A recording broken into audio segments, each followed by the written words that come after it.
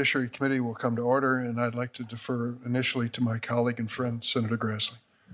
Just for 15 seconds, I'd like to take a moment before hearing begins to acknowledge a terrible tragedy that occurred in Des Moines, Iowa yesterday. 3 teenagers were shot from a passing vehicle near East High School in Des Moines.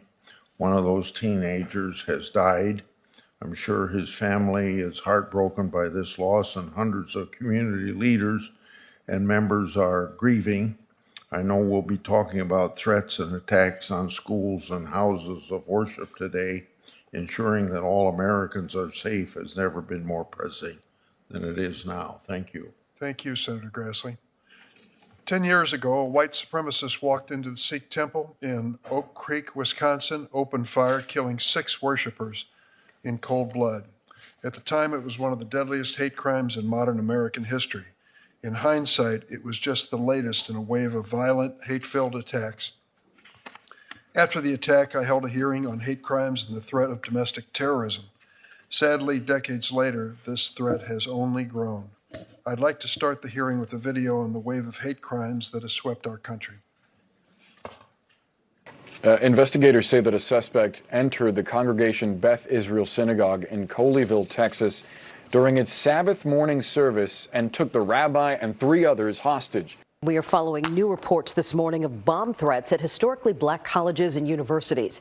The neo-Nazi group attacked, pepper sprayed, beat up, and spit on a Jewish college student, reportedly because he had an Israeli flag icon on his license frame. A terrifying 2 hours of hate crimes in New York City. All 7 women assaulted were Asian American. Yesterday, I went into Spelman College University with a backpack on, with 2 explosives in them. Because of this reason, there are too many black students in it. We are getting a better idea of just how many bomb threats have been made against historically black colleges and universities and other institutions for that matter over the past few months. The FBI said since the beginning of the year, at least 57 HBCUs, houses of worship, and other institutions have been targeted. More than 30 FBI field offices are looking into the threats and investigating them as racially or ethnically motivated hate crimes. That's more than 1 threat per day. The prosecution found evidence saying all 3 men had a history of racism. No one had been convicted of a federal hate crime in the state of Georgia before today. As they were hitting me and taking off my hijab, they continuously kept saying, "I got you now." The woman talking about, "I don't want this kind of person sitting in front of me." Y'all sell y'all's people, you garbage. I must continue to fight. I don't think a mother should go through the heartbreak that I've went through. We are hardly 3 months into 2022, and already our nation has seen a spate of hate crime. In January, as was reported, a man entered a Texas synagogue, held 4 Jewish worshipers hostage at gunpoint. Thank goodness no worshipers were harmed, but that was due to the heroic acts of state, federal law enforcement, and Rabbi Charlie Citron Walker, who will join us today. A few weeks later, a number of Jewish-owned businesses and synagogues in my home state of Illinois were vandalized with anti-Semitic graffiti, including spray-painted swastikas. More than 24 historically black colleges and universities have received bomb threats in the last 2 months, including as recently as last week. The threat of violence hangs over the head of thousands of students who are told to shelter in place instead of attending classes. These threats are being investigated as hate crimes and domestic terrorism by the FBI. On February 23rd, a Texas man pleaded guilty to federal hate crime charges after brutally attacking an Asian family at Sam's Club, where he stabbed a 6-year-old child and his father while yelling, "Get out of America." And 2 weeks ago, 3 men were convicted of federal hate crime charges in the murders of Ahmaud Arbery, a black man they chased and killed when he jogged through a suburban neighborhood in Georgia. The list goes on and on and on. This much is clear: no community in America is immune from violent acts of hate, and Congress cannot ignore the appalling rise in hate incidents we've seen recently. The FBI's most recent annual report revealed that hate crimes in 2020 were at the highest level since 2001, with more than 8,000 criminal incidents reported. These figures are sobering, but they don't tell the whole story. According to the Justice Department's Bureau of Statistics, there are actually hundreds of thousands of hate crimes across our country each year. Many are reported by victims, and when they are, state and federal police too often do not report them to the FBI. We have to address this reporting gap. When criminals attack our neighbors based on who they are, where they're from, how they pray, who they love, they have to be prosecuted to the fullest extent of the law. We must also be honest about the role of hateful rhetoric in fueling these violent acts. For too often in recent years, elected officials and prominent media personalities have stoked the embers of fear. Hate speech divides America. It preys on prejudice. It puts a target on the backs of members of marginalized community. It makes America less safe. It is especially dangerous given the growing threat of violent extremism, which FBI Director Chris Wray has called, quote, a close cousin of hate crimes. Last March, Director Wray told this committee that the threat of violent extremism is, quote, metastasizing across the country and not going away anytime soon. As I've said time and again, violence to advance political or ideological goals is unacceptable, no matter where on the spectrum it occurs. But we cannot have an honest discussion about hate crimes without acknowledging the role of violent white supremacists, which our intelligence and law enforcement agencies have said pose the most lethal domestic terror threat. The good news is this Congress has taken some steps in the right direction to respond to hate crimes. Last year, we passed and President Biden signed the COVID-19 Hate Crimes Act. Important bipartisan bill expanded the Justice Department toolkit for addressing the appalling rise in hate incidents targeting members of the AAPI community and other communities at risk.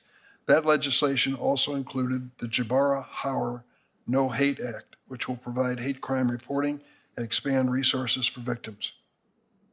None of us are under the illusion that one bill or one committee hearing is a silver bullet for preventing hate crimes. There's more to do, and during today's hearings, I look forward to learning what we can do to better support the survivors of hate crime and the members of law enforcement who respond to them. With that, I turn to Senator Grassley. Thank you. Thank you, Chairman Durbin, and welcome to our panelists. This is a very important hearing. The Republican side asked for this hearing back in April of last year, and I'm glad we're doing it now. Hate crimes are rising as violent crime goes up in many cities across our country. We've all read horrible stories about attacks in New York, Los Angeles, and a lot of other places. There's been a disturbing rash of threats on historic black college and universities. Attacks on Asian Americans and Jewish Americans continue at alarming rates. These crimes spread terror far beyond their direct victims. Threats on schools and attacks on houses of worship can intimidate an entire community when that community has been targeted. These crimes chill participation in the most important aspects of our daily lives. These crimes make us afraid to go to the very places where we should feel the most safe. This rise in hate crimes is deeply disturbing to all Americans. In the course of speaking with members of the Black, Asian American, and Jewish communities, I've received an outpouring of concern. I'll enter into the record today numerous letters from lawmakers, community organizations, and community leaders about this hate crime spike and how we can combat it. I'd like to recognize some of my guests here today, including UNCF and the Korean American Grassroots Conference. Thank you for sharing your concerns with me, and thank you for your important work. Congress can do much to call out these bias crimes. Congresswoman Steele with us here today and myself have led resolutions condemning hates of act against Asian Americans and Pacific Islanders. Senator Cruz and Cornyn from Texas have led a resolution condemning anti-Semitic attack on SenateGov in Colleyville, Texas. Senator Scott has led a resolution condemning these hateful threats on HBU's historic black colleges and universities, and there's more that Congress can do. Last year, we passed the COVID-19 Hate Crimes Act with overwhelming bipartisan support. I appreciate Senator Hirano's work with Senator Collins to improve the bill, and I appreciate her kind words on the contributions that I and others were able to make. We must now engage in oversight over the department's implementation of that act. One of the challenges in pursuing these crimes is being sure that law enforcement can recognize hate motive. It's therefore unfortunate the FBI refused our invitation to appear here today. The FBI appears to have to struggle at first to even recognize anti-Semitic motives in Colleyville attack. They also have been disorganized in a response to threats at these historic black colleges and universities. Staff, for myself and for Senator Durbin, worked together and appealed to the FBI to provide witness with knowledge at just about any level in the organization. That organization declined flat out. That's sad, very disappointing. I thank Senator Durbin for pressing with me for an FBI witness. And I hope we will continue rigorous oversight of the FBI's response to hate crimes. The rise in hate crimes coincides with a major rise in crime in many cities. Violence on the streets is up and sadly includes hate crimes as well. One theme that I've heard constantly in speaking with communities that have been targeted by these hate crimes is that the police are stretched thin. They're understaffed and challenged not only by real threats, but also hoaxes that prey on the deeply upsetting nature of hate crimes to achieve a maximum effect.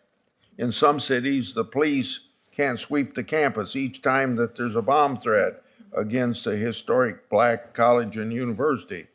I've been informed by groups like Secure Community Network that when law enforcement is overburdened, and this places a terrible weight on houses of worship to provide for their own security. It's no surprise that hate crimes are up in cities where crime is up generally. I hope this hearing will be one of many that will examine all aspects of crime spike and how we can combat it. Thanks to our witnesses for being here today. Thanks, Senator Grassley, and I want to welcome back Senator Padilla. How you feel? You look good. Before we begin, let me briefly lay out the mechanics for today's hearings. First, we'll hear from our congressional colleagues, then I'll swear in Assistant Attorney General Clark. We'll each have 5 minutes to question her after she makes an opening statement. Then a round of questions. There'll be a round of questions with a final panel. We'll once again have 5-minute limits to each round of questions by our membership. Welcoming Tim Scott of South Carolina. Senator Scott, thanks for being here. Congresswoman Michelle Steele of California. They're going to share their perspectives on this important topic. Please proceed. Thank you, Mr. Chairman. Thank you to the ranking member, Grassley, as well, for holding such an important hearing on a topic that is obviously growing in importance around this country right now. Certainly with a backdrop of increasing hate crimes around this country, it is important to note that we have finally, after 200 times, tried and they failed. This Congress, in a bipartisan fashion, frankly, in a nonpartisan fashion, just putting Americans beyond politics, passed the anti-lynching legislation that this Senate has passed 3 times in the last 3 years. It is good to see that it is on the way to the president's desk, and it sends a positive, powerful signal to those who have been the victim of lynching, the importance of what's happening today, and to their families as well. And so with that, I'd like to just note that as we think through the challenges that we're seeing on campuses around this country, specifically speaking of HBCUs, we have to note, in fact, that you think about the professional class of African Americans who are college graduates, whether you're talking about teachers, doctors, lawyers, general officers in our military, nearly half of those individuals found their start at an HBCU. And so when you're talking about populating America with some of the brightest, most talented, gifted individuals who are willing to put their lives on the line, who are willing to serve this nation, HBCUs is the foundation for so much of that success. And so with that, I'd also note that when you think about that success, 8 HBCUs find their home in South Carolina. And so this is an issue that is incredibly important. And frankly, as I think about the impact that HBCUs are having as far as creating a very professional class of African Americans who are changing this country in a very positive way, I think about places like Kentucky State University, HBCU, with 40% of its student population are not Black. And so the diversity on college campuses that are HBCUs have never been more diverse than they are right now. But over the past few months, my heart has been heavy. Mr. Chairman, it's been broken by the number of calls on HBCU campuses, bomb threats, stopping in their tracks the students on campuses, alarming the law enforcement agencies in their areas, causing confusion, and once again, a loss of learning on those campuses.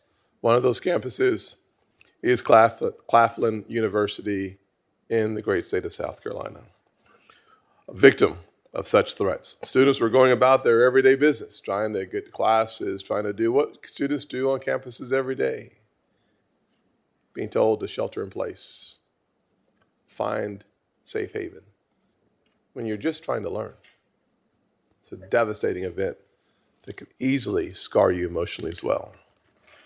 As we've learned with this pandemic, these kinds of unnecessary and unwanted disruptions within the campus community and the spirit of fear within our education systems can be detrimental to the long-term health and viability of our students. Education played a key role in my life, and I know that it does in so many lives in this body and around this country. And it's important for us to protect that place, that sacred place of education in our country. In addition to the campus disruptions, these kinds of threats also draw down a significant amount of resources from our law enforcement agencies that are already struggling.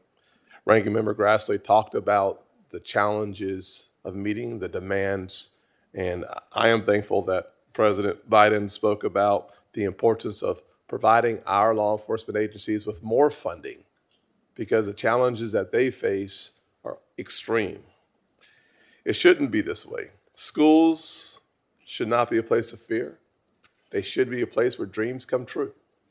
Our nation has fought and fought and fought and continues to fight against dark elements within our society, and we will continue to do so.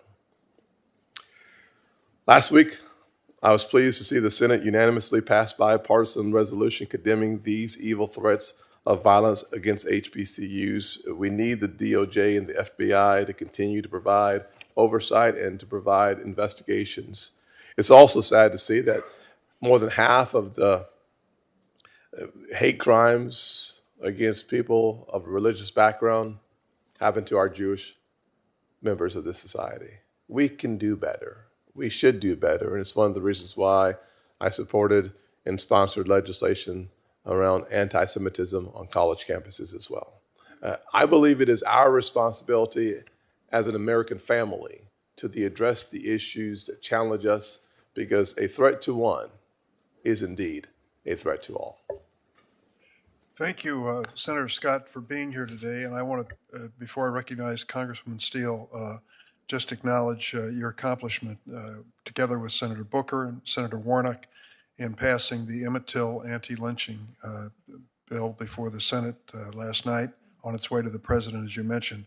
I want to salute my colleague, Congressman Bobby Rush, who is the House sponsor of this measure and is retiring this year. It's fitting that he achieved this. We've tried for over a century to pass that legislation, over a century. Yes. And one of the seminal events, I think, that led to its passage was the tragedy of Emmett Till, a 14-year-old who went to a family vacation in Mississippi and was murdered.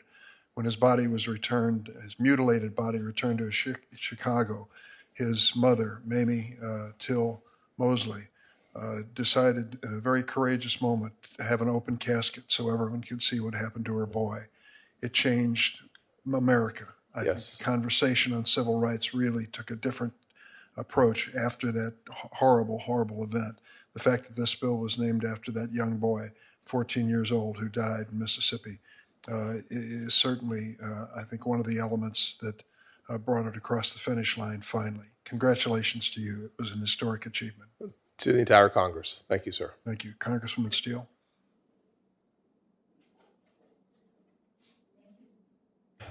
Thank you very much, Chairman Durbin. Ranking Member Grassley, thank you for having me with you this morning. It's vitally important that as representatives of American people, we are here in Congress address the continuing threat of hate and discrimination. I understand this issue very well, not only because my own constituents have been the subject of anti-Asian hate, but also because I myself have been called horrible racist slurs I've been told, such as, "We don't eat dogs like you do." As a proud American and somebody who loves this country dearly, I take this rise in hate crimes very seriously, and I'm pleased to join you today as a part of our joint efforts to tackle this issue. 1 year ago, I testified before the House Judiciary Committee about the troubling rise of hate crimes and discrimination, especially against members of Asian American Pacific Islanders communities. The situation has only gotten worse since then, and members of the AAPI community continue to suffer hate and discrimination in alarming rates. Reports of anti-Asian hate incidents increased 339% in the past year, which is especially shocking because the year before already had an increase of 124%. 70% of these incidents targeted women. Most of the time, these incidents happen in public spaces. Just like last year, California was at the top of the list of hate incidents per state. This problem is clearly out of control and it needs to stop immediately. Though incidents of hatred against the AAPI are on the rise, there are lots of reason to be optimistic. We can all agree that violence and hate are no place in the United States of America. While partisan divisions often seem to prevent us from doing our work, this is an area where we can and do find common ground. I have been proud to witness the ways in this Congress has acted to fight hatred against the AAPI communities. Last year, I introduced a resolution condemning hate crimes committed against members of the AAPI community. The Senate passed their own version of that very same resolution. The support for that resolution has been truly inspirational, and it shows that we can work together. We also came together as Democrats and Republicans to pass strong bipartisan legislation to combat hate crimes with the COVID-19 Hate Crimes Act, which is empowering federal law enforcement to attack this problem head on and put a stop to rise in hate crimes. While I'm proud of the important work we have done here in Washington, D.C. to address this problem, legislation is not enough to solve an issue that starts in hearts and minds.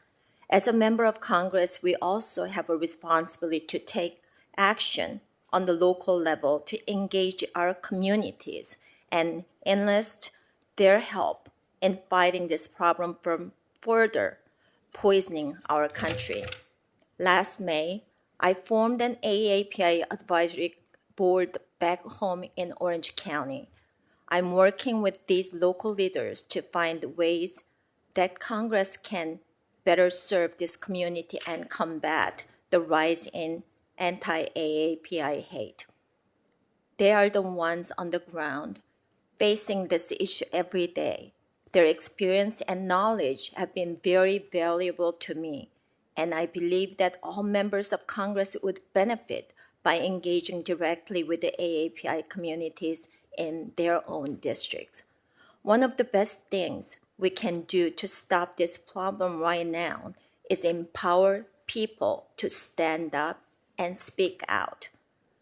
I have hosted self-defense classes in my community, including one last week for seniors. Community events like these are very important for our Asian communities to help them protect themselves and stop Asian crime. Working together, I know that we can protect our neighbors and stop hate, not just in AAPI communities, but wherever it is.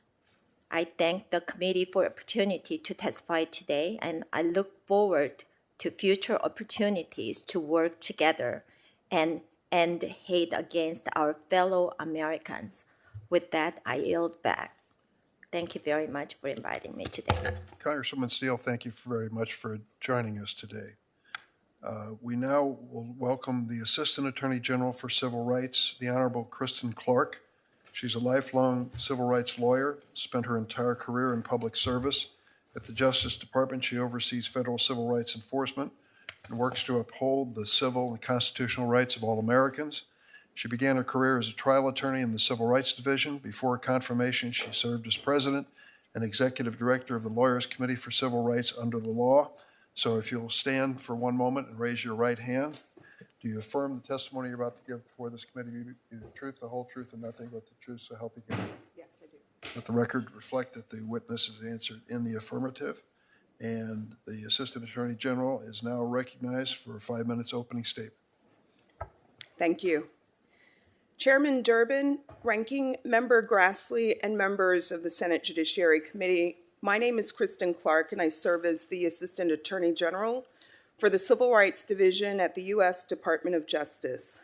Thank you for the opportunity to testify today on the Justice Department's hate crimes enforcement and prevention work, and on our efforts to implement the COVID-19 Hate Crimes Act, which includes the Jabara Hire No Hate Act. The Justice Department is focused on using every tool at its disposal to reduce violent crimes in our community. The Civil Rights Division plays a critical role in the department's efforts, including by aggressively prosecuting violent hate crimes across the country.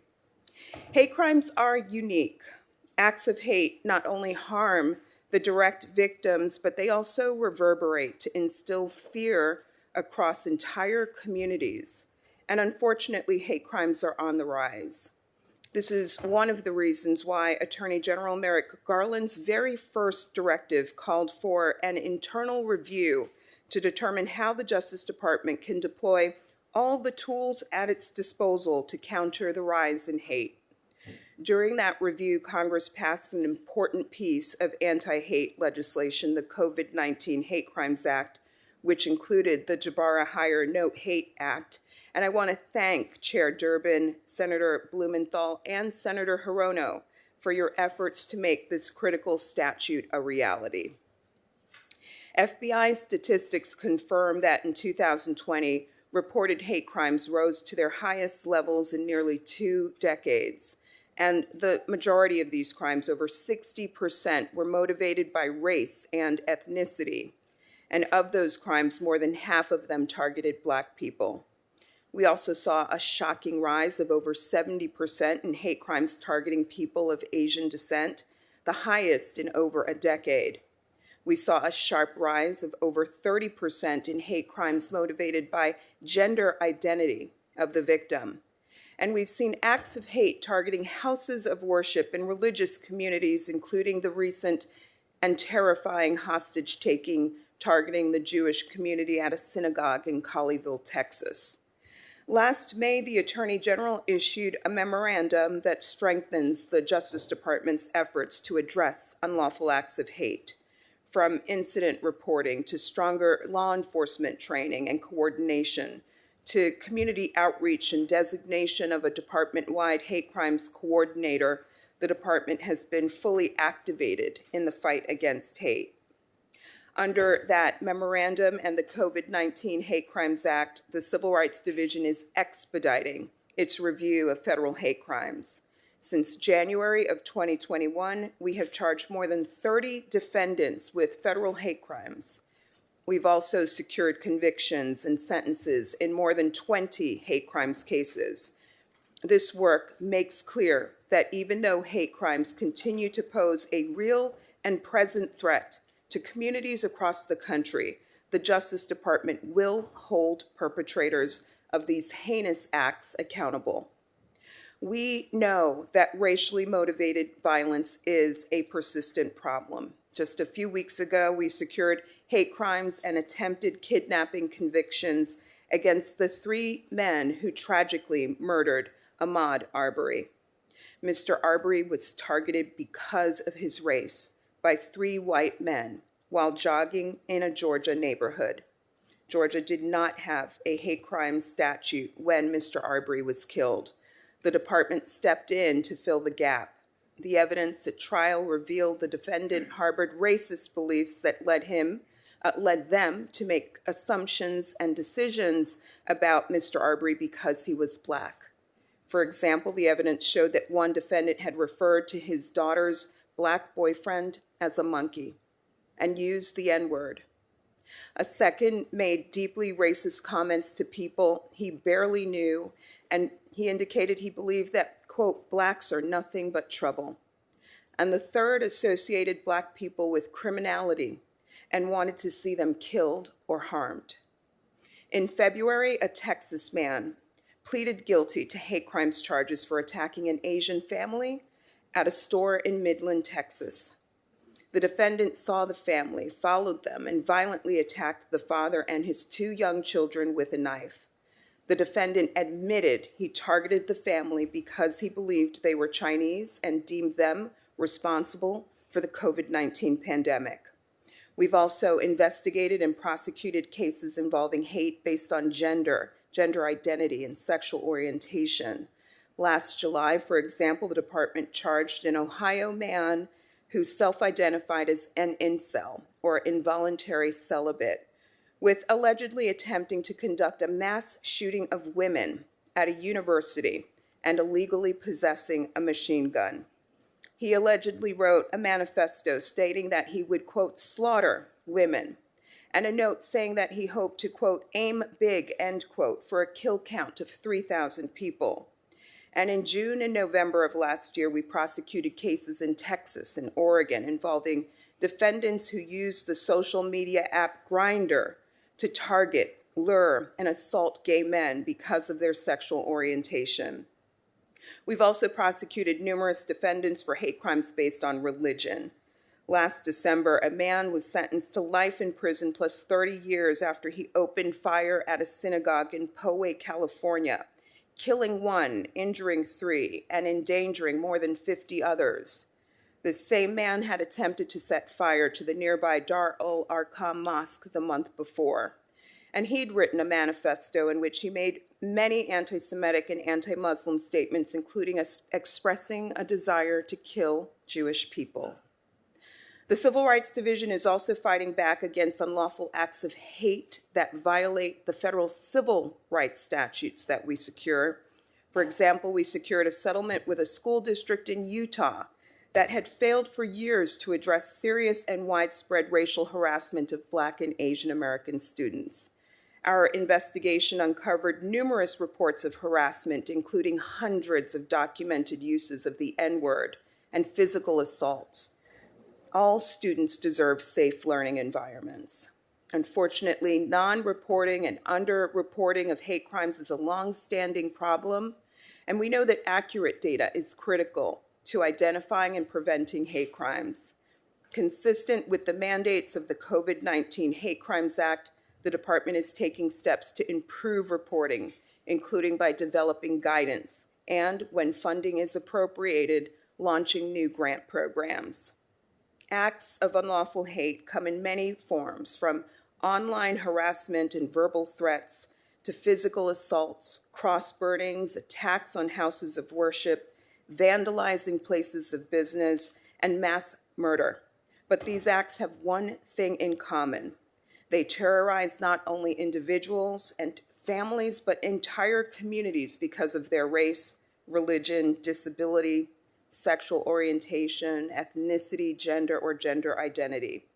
Congress's attention to this issue made critical statutes like the Matthew Shepard and James Byrd Hate Crimes Prevention Act and the COVID-19 Hate Crimes Act a reality. The Department of Justice remains deeply committed to standing up to bias-motivated violence and to promoting the principles that strengthen our democracy and protect all of our communities. Thank you. Thank you, General Clark. General Clark, when President Grant created the Justice Department in 1870, their first mission was to secure the civil rights promised by the Reconstruction-era amendments. And the first actions included the prosecution of Ku Klux Klan members who terrorized Black Americans. That scourge of white supremacist terror persists to this day in our country. Our law enforcement intelligence agencies have repeatedly warned that violent white supremacists pose the most lethal domestic terror threat. The threat is growing. Last year, FBI Director Wray told our committee that during his tenure at the FBI, the number of investigations and arrests of white supremacists has grown significantly. So I need to ask you two questions. We want more and better reporting of the incidents of hate in America. There are more than 70 cities in our country with populations over 100,000 who either did not report any hate crimes to the FBI or affirmatively reported they had no hate crimes during the reporting period recently. Even more troubling, 2020 was the third year in a row with a decline in law enforcement agencies submitting hate crime data to the FBI. We know the FBI data is deeply flawed because the Justice Department's Bureau of Statistics has reported that there are on average 250,000 hate crimes annually in the United States. Last year, as you mentioned, we passed the Jabara Hire No Hate Act, designed to provide more resources to law enforcement to improve data collection and reporting. So two questions. Is it getting better? Can we expect any results to show that we paid attention to the new law and we have better reporting from state and local law enforcement? And secondly, what actions are being taken against white supremacist groups? Thank you for that question, Chair Durbin. Working to ensure that our local and state law enforcement agencies are doing a better job capturing data is one of our top priorities at the Justice Department. We are working to provide guidance and working to shine a light on this issue. We know that accurate data is critical to ensuring that we are deploying resources to the right places, critical to identifying hotspots, critical to preventing violent hate crimes from happening. So this is one of our top priorities. In terms of our current present-day efforts to counter white supremacy, this is also a top priority for us in the Civil Rights Division. You noted the history that led to the founding of the Justice Department, and Attorney General Merrick Garland speaks to that history often. And sadly, too many of the events that we see unfolding in our communities across the country today remind us that while we have made progress, racially motivated hate remains a stark problem in our nation today. The Justice Department's recent conviction secured against the 3 men who killed Ahmaud Arbery stands as a powerful reminder of that. Another powerful example of this concerns a defendant who was recently sentenced to life without the possibility of parole for a murder. He targeted 2 Blacks and an attempted murder on a 3rd African-American at a Kroger store in Kentucky. He followed the Black man who was shopping with his grandson, shot him in the back of the head, then shot him several times in the torso, then shot a Black woman in the parking lot and attempted to attack a 3rd. Sadly, at every turn, we knew that racially motivated hate violence is alive and well, and the Civil Rights Division is committed to using the tools that Congress gave us to stand up to the threat. There's an inscription on a building downtown, not far from here, that says those who don't learn history are condemned to repeat it. How would you characterize our responsibility to tell America in general and the newest Americans exactly what the honest, complete history of race relations has been in the United States? Critically important, Chair Durbin. America's history is one where we've seen great progress, and we continue to work to make real the promises underlying the 13th, 14th, and 15th Amendments. But sadly, we know that racial discrimination, racial harassment, racially motivated violence continue to be problems that threaten the safety of people living in their communities, threaten our children who are learning in school environments, pose threats to workers in the workplace. So it's important that we understand our history and that we continue to focus today on these long-standing problems that have loomed heavy throughout our nation's history. Thank you, General Clark. Senator Grassley. Welcome, General. General Clark, you're sitting alone here today, but you shouldn't be. The FBI declined to appear for this hearing, and I believe they put you forward to answer questions for them. I've heard some concerns about the FBI's response to hate crimes. I've heard they've been uncoordinated and that the FBI hasn't always kept in touch with the communities that have been targeted. What can the FBI and the department be doing better to communicate with and assist the communities that are being targeted for attacks and threats? Thank you, Ranking Member Grassley. While I cannot speak for the FBI, I can speak for the coordination between the Civil Rights Division and the FBI. We know that they have elevated hate crimes to one of their highest threat band levels. We've worked with them to carry out training for law enforcement across the country to ensure that they are instituting best practices when it comes to standing up to hate. I know that with respect to the most recent tragedy in Colleyville, Texas, that the rabbi at the synagogue that was targeted credits the active shooter training that was provided and supported by the FBI. So while I can't speak for Director Wray, I do know that standing up to hate crimes is an important priority for the agency.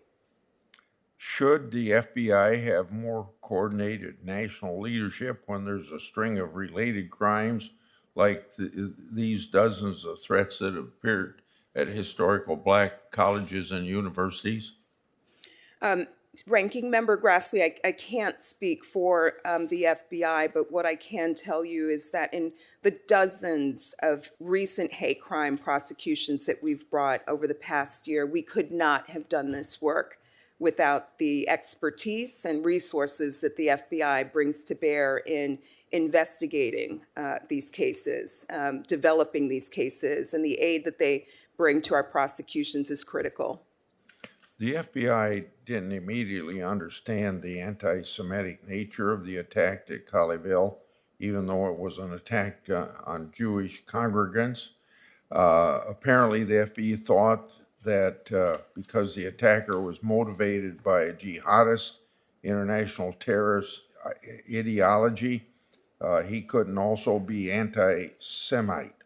Is it correct that many international terrorism movements have an anti-Semitic ideology? And if so, shouldn't the FBI agents who work international terrorism cases be trained to recognize this as domestic terrorism investigators are? Ranking Member Grassley, I believe that you are referring to a preliminary statement that was made on the ground by an agent in the heat of the moment on the heels of that tragic hostage taking. The FBI has been unequivocal in declaring this an act of anti-Semitism, in declaring this an attack on Jewish people who were targeted because of their faith. And we know at the department that anti-Semitism is a problem in the United States today. And the FBI stands as a partner to us in the Civil Rights Division in our work to hold perpetrators accountable when they target Jewish people because of their faith. When the FBI works terrorism investigations, they often do so in a very proactive way. They try to discover those who are planning violence and interdict those people. This is often done with sting where government agents pose as co-conspirators. However, criminal civil rights investigations tend to be more reactive. There have been efforts to change this.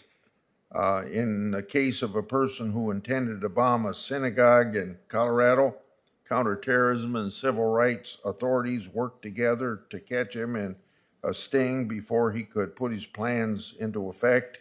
In fact, as a staffer of mine and a staffer for Senator Durbin's worked together on that investigation while they were both at the Department of Justice.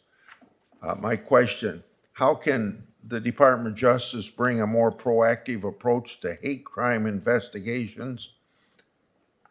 Thank you, Ranking Member Grassley. We have been very focused on trying to get ahead of hate crimes. One of the things that we've done is we've not turned our back or ignored hate incidents. These are incidents that may not run afoul of our criminal statutes, but may run afoul of our civil statutes, and if ignored, could escalate into something more violent. I'll give you one example out of the state of Utah involving the Davis School District, where students were subject to harassment. There were hundreds of documented incidents of racial slurs and violent acts targeting young people, and we worked with the school district to put in place a comprehensive set of reforms that will help to ensure a safer learning environment for those students. But working to address non-criminal hate incidents that may run afoul of our federal civil rights statutes is one of the ways that we're trying to be proactive and get ahead of issues before they escalate into something more dangerous and violent down the line. Thank you. Thank you, Senator Grassley. Senator Coons. Thank you, Chairman Durbin, Ranking Member Grassley, for this important hearing, and thank you, Assistant Attorney General Clark. It's great to see you again, and I'm so grateful for your decades of commitment to this important and critical challenge facing our nation. It is as old as our nation, and deploying the resources and the capabilities of the Department of Justice to better analyze and understand hate crimes that continue to be committed across our country against Americans based on their race, their ethnicity, their orientation, their religion, is a critical part of being the Department of Justice. There was a panel before you, and I just will briefly thank Senator Tim Scott, my co-chair of the HBCU caucus, for his partnership with me in a resolution that passed the Senate unanimously, and I hope will be adopted by the House later today. And while I do think we need to focus on where we're moving forward, 2 centuries of underfunding in the resources for HBCUs has also left them under-resourced to deal with some of the physical infrastructure challenges that this wave of threats also lays bare. And so I'm working with Senator Scott on the Ignite HBCU Excellence Act to invest further in security and in institutional infrastructure. Attorney General Clark, Assistant Attorney General Clark, what I'm talking about is an alarming pattern of threats on HBCU campuses, including Delaware State University, my own state. Could you just tell us briefly how DOJ is communicating with campus leaders to ensure they understand how to take appropriate action to secure and support their campus communities? Thank you, Senator Coons. It is my understanding that the FBI's counterterrorism unit is handling the investigation into this matter. While I can't speak for the FBI's work, I do understand that more than half of the field agencies across the country have been activated to focus on these threats. I also understand that they have conducted outreach to security points of contacts at HBCUs and other critical stakeholders. I think there's reason to put a particular focus on this wave of threats because of the impact it has on campuses that have already had a long struggle due to COVID and are overcoming historic challenges, and it sort of freezes in place a campus that is meant to be a door to opportunity and is a door through which so many in Delaware and in other parts of our country have walked in the past. I've long been an advocate for the nonprofit security grant program, which provides assistance to houses of worship to help bolster their security. On the next panel, we'll hear from a rabbi who has recently experienced just the latest in a whole series of attacks on houses of worship. How does the Department of Justice work with Homeland Security to help houses of worship protect themselves? And what more do you think we could do in terms of authorities or resources from Congress that might strengthen that work and work with HBCUs?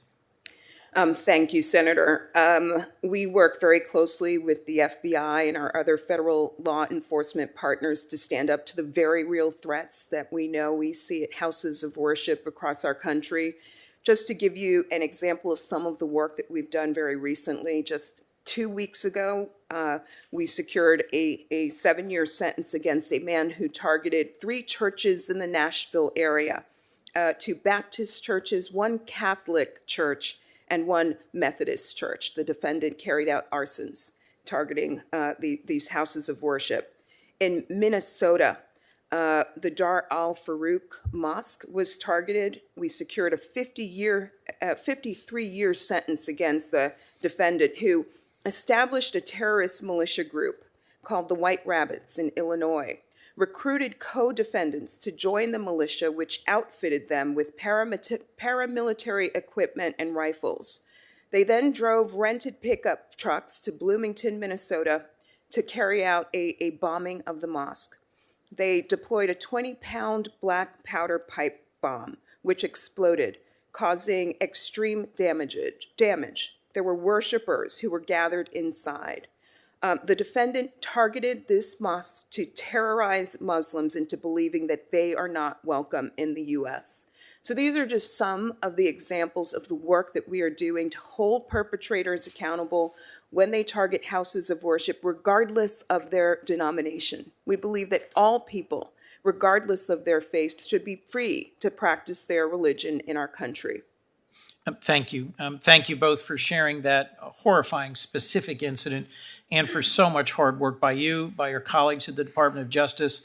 I hope we can work together to strengthen your partnerships with state and local law enforcement. I'm the co-chair of the Law Enforcement Caucus, both to improve the quality of the data being collected, as the chairman mentioned in his opening comments, and to improve the security of Americans who should be free to work, to live, to worship, to pursue their own dreams in this country without the sort of hateful harassment and sometimes literal attacks that are the focus of this hearing today. Thank you. Thanks, Senator Coons. Senator Cornyn. Ms. Clark, you're no doubt aware that the vast majority of Americans today feel like crime is a serious problem, violent crime, and large supermajorities say that they think the problem is just getting worse. I know this committee has had a hearing on carjacking and today on hate crimes. But is there any reason to consider that crimes that are motivated by race or ethnicity are more or less serious than crimes committed for other reasons? Yeah, thank you, Senator Cornyn. As you know, violent crime is on the rise, and no doubt hate crimes are an important part of that equation. Many of the hate crimes that we are seeing across the country result in loss of life, result in assaults carried out on innocent individuals. For Attorney General Merrick Garland, standing up to violent crime in the United States is a top priority. He has activated the FBI and U.S. attorneys' offices to institute anti-violent crime plans. And in the Civil Rights Division, our part in this fight is standing up to hate crimes using the statutes that Congress gave us. Well, there's no doubt that crimes targeting people based on their race or ethnicity are despicable. But I'm asking you, should we be any less vigilant on investigating and prosecuting other crimes that are not based on ethnicity and race?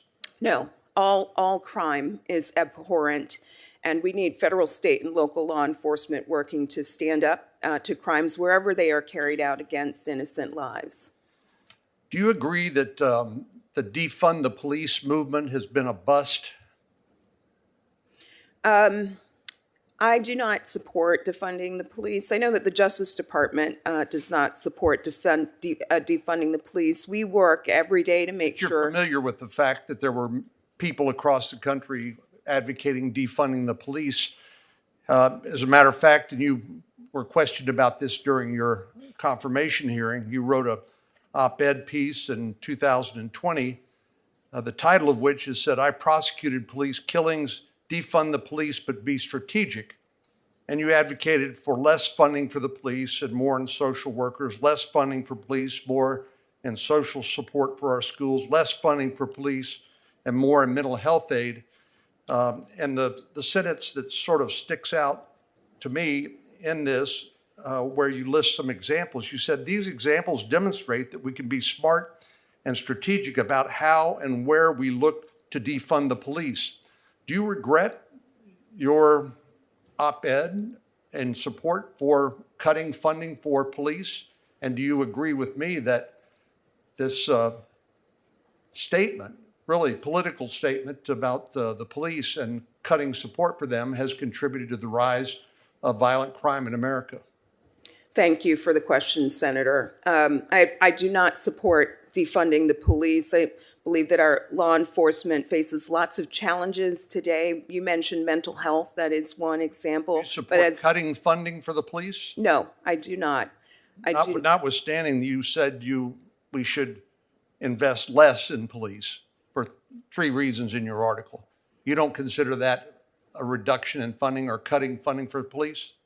Well, Senator, I'm representing the Justice Department today, and we are dispensing hundreds of millions in support and grants to support our local and state law enforcement across the country. I know that we need law enforcement equipped with the resources necessary to stand up to violent crime, to hate crime, and other kinds of crimes that are carried out across the country. Are you familiar with the recent federal district court case in Northern Virginia where the trial judge ruled unconstitutional a racial balancing formula for admission to the school that resulted in a reduction of Asian American students being admitted? Are you familiar with that case?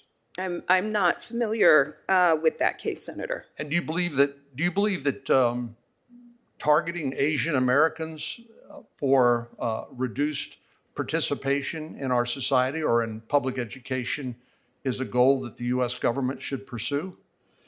I believe that we need to stand up for all communities, and anti-Asian hate, for example, is a very real problem in our country, and we're committed to standing up to that. And in the Supreme Court, as you know, there are a couple of cases pending concerning race-based admission standards negatively affecting Asian Americans. Has the Justice Department under President Biden argued that those lawsuits ought to be dropped so that the Supreme Court does not render a judgment? Senator, I have not worked on those cases that are currently at the Supreme Court. You're the head of the Civil Rights Division, I believe, correct? Yes, I am. You're familiar with the cases? I am familiar with the cases. You don't know whether the Justice Department has argued that those cases should be dropped so the Supreme Court does not make a decision? Well, I believe that the senator is referencing a case involving Harvard University and the University of North Carolina. That's correct. Those matters are being handled by our Solicitor General, so I would direct the senator's attention to the briefs that the Justice Department... I'm asking you. I have not worked on those cases during my time at the Justice Department. Do you support policies that diminish the opportunity of Asian Americans to participate in higher education? I fully support full enforcement of our civil rights laws to ensure protection of all communities across our country, including the Asian American community. Thank you, Senator Cornyn. Senator Klobuchar. Thank you very much, Mr. Chair. Let me thank you for your good work, Ms. Clark, and sort of take off from where Senator Cornyn was. Last fall, vandals painted anti-immigrant white supremacist messages on the Hmong Cultural Center and a Hmong grocery store in the Frogtown neighborhood of St. Paul, Minnesota. The attack came less than a month after Minnesota's Suni Lee became the first Hmong athlete to win an Olympic gold medal. We know there's a larger trend. In 2020, anti-Asian hate crimes rose more than 70% nationwide. I've been a big fan of what Senator Rono has done. I'm sure she'll ask you about this, as well as the Justice Department's focus. Could you tell me the work that you've done on anti-Asian hate crimes? Thank you, Senator Klobuchar, for the question. Standing up to anti-Asian hate is one of our top priorities in the Civil Rights Division.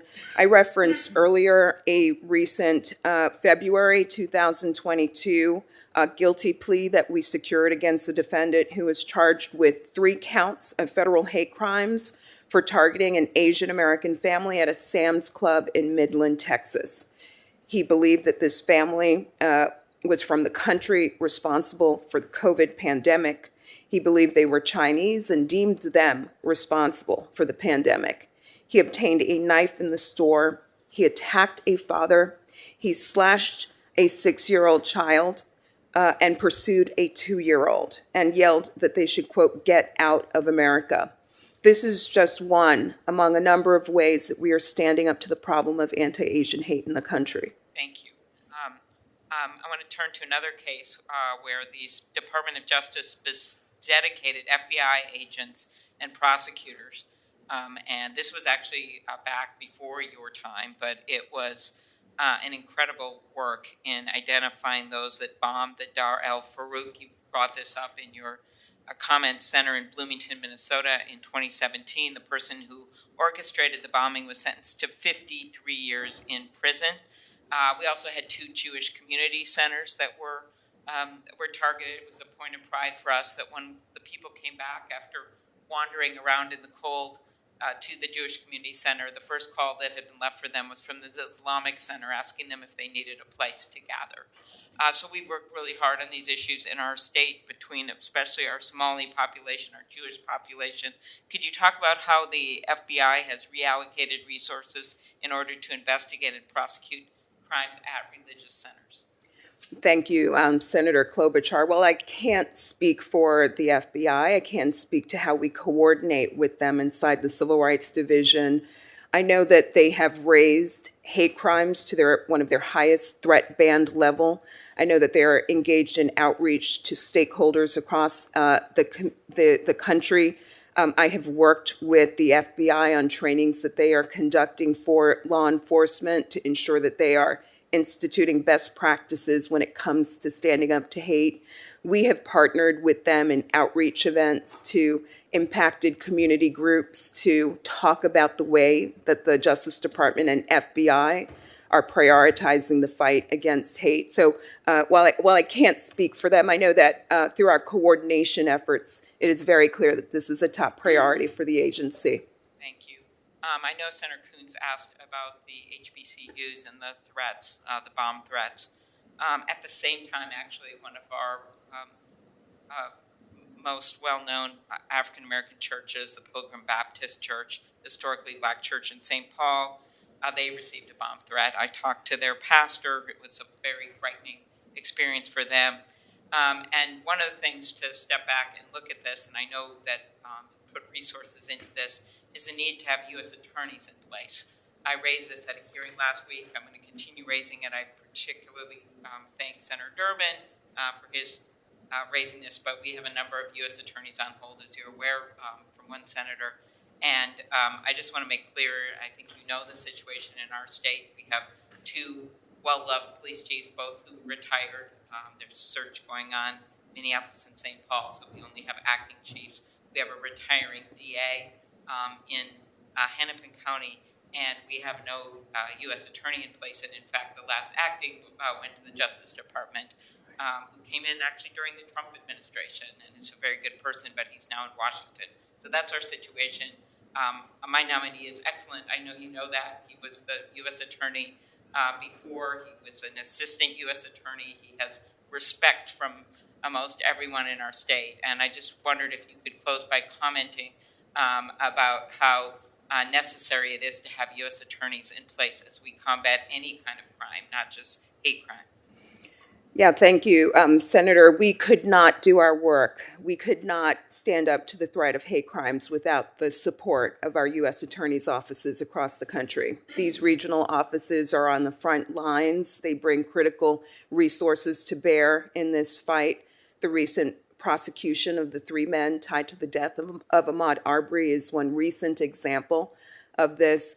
We could not do our work without their support, without their frontline support. Exactly, and it was just, in fact, that recently had successful prosecutions in the George Floyd case. They have done their work. We have mounting carjackings and other things. They need a leader in place. They want a leader in place. So this is a call to my colleagues, but I have never held any judiciary person up at any, no matter who is president. And I'm just asking for respect here so we can get some in place. When the governor is calling me about this, when Republican congressmen are calling me about this to get him in place and asking if they can help, I think we've got an issue. Senator Klobuchar, while you were traveling with the president last week to your home state, we raised this issue again on the floor of the Senate. We have U.S. attorneys as well as U.S. marshals who are being held up by one senator. It is, I guess, appropriate to ask witnesses about defunding the police. This is a parallel move. This is actually removing or failing to appoint law enforcement officials who are critical to safety in our communities. And I believe it's an unwise approach, and I'll continue to argue that. I believe that Senator Lee is next. Thank you, Mr. Chairman. Thank you, Ms. Clark, for being here. In 1994, in a case called Johnson versus Miller, the voting rights section was sanctioned almost $600,000 for collusive misconduct. The district court noted that the ACLU was, quote, in constant contact with the DOJ line attorneys and declared it's obvious from a review of the materials that the ACLU attorney's relationship with the DOJ voting section was informal and familiar. The dynamics were that of peers working together, not of an advocate submitting proposals to a higher authority. The court further noted, quote, the considerable influence of the ACLU advocacy group on voting rights decisions of the United States Attorney General is an embarrassment, and it's surprising that the Department of Justice was so blind to this impropriety, especially in a role as sensitive as that of preserving the fundamental right to vote. I wish I could say that this type of collusive behavior came to an abrupt halt with the Johnson decision. It should have, but it didn't. In 2010, the U.S. Commission on Civil Rights called out the voting rights section for, quote, inappropriately selective enforcement of the laws, harassment of dissenting employees, and alliances with outside interest groups at odds with the rule of law. Additionally, just in recent months, this committee has heard testimony from former voting section attorneys describing a long history of collusive behavior. The whole reason I bring this up, Ms. Clark, is to demonstrate that there is a troubling pattern of behavior that's been exhibited by the voting section in the past.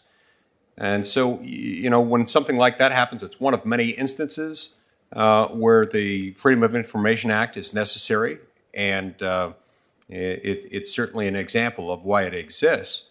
It exists, among other things, to ensure that this kind of reprehensible behavior isn't occurring, and that when it does occur, people can find out about it.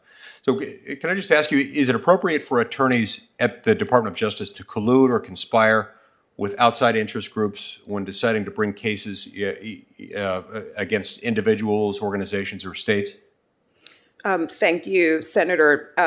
Collusion and conspiring certainly sounds inappropriate. What I can assure you, Senator, is that we carry out our work in the department, in the Civil Rights Division, independently and with a focus on the facts and applying the law to the facts. I appreciate that, and I think that's the kind of thing that all Americans should be able to expect from the department, and where that's the case, it'll be borne out. It's one of the reasons why it's concerning to me. It's come to my attention that at the end of August of last year, the Secretary of State of the state of Georgia submitted a FOIA request, quote, seeking communication discussing Georgia's new election law or the Biden administration's lawsuit against the law between 62 identified outside individuals, entities, members of Congress, and their staffs.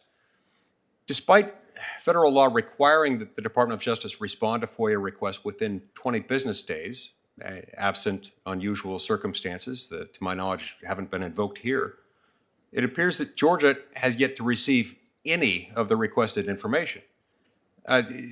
Ms. Clark, has the Department of Justice released any of the requested information to the Georgia Secretary of State? Thank you, Senator. We don't handle the Freedom of Information Act requests that get directed to the department. I'm happy to take the question back and direct it to the appropriate officials. That'd be great. I'd appreciate that. And if you could take that up with them, that'd be wonderful. So in the interest of transparency, are you committing to me that you'll make sure that this FOIA request is granted and that the appropriate documents are submitted to the Georgia Secretary of State? Well, we don't handle those requests in the Civil Rights Division, so I can't speak for the officials that process them. But it is your division, and I hope and expect that you will want those requests handled appropriately. Yes. And unfortunately, the Georgia Secretary of State's FOIA request is not the only one that's gone unanswered. We're aware of numerous FOIA requests submitted, for example, by the American Accountability Foundation relating to the Biden executive order requiring federal agencies to develop voter registration plans. Those requests were filed in October, and they still haven't been answered. Will you commit to making sure that those requests are answered as soon as possible? I can't speak for the component within the department that handles FOIA requests, but I'm happy to take the question back, Senator. Thank you. I appreciate you doing that. The Freedom of Information Act is a tool. It's a tool that helps keep our agencies honest. And if this kind of behavior continues, the blatant disregard for requests for public information, we're going to have to ask ourselves what exactly is happening within the voting session that's being hidden and that people in the section are trying to hide. Thank you. Thank you, Senator Lee. Senator Blumenthal. Thank you very much, Mr. Chairman. Thank you for your very important and positive work in your position now and throughout your career on hate crimes and many other civil rights issues before our nation. These issues are only increasing in importance, and I think your testimony today reaffirms that we can do even more to improve the law that we passed just recently, and I want to join in commending my partner in that effort, Senator Hirono, as well as the Civil Rights Division for all that you did. We are hopefully on the verge of approving an omnibus budget bill that will provide the funding we anticipated for implementing that measure. And that funding would go in part to police departments, correct? That's correct, Senator. And I might just emphasize, rather than defunding the police, in fact, the Civil Rights Division and all of us who advocated for this measure want more funding to go to police, more support financially for them, and not only in hate crimes, but in counseling where police have the really deeply challenging job of intervening in domestic disputes or other kinds of confrontations where they may be at risk, as well as the public. More funding, more support, more resources is what we want. And hate crimes is a good example where they will be recipients of the money that we have included in the hate crimes bill that we passed.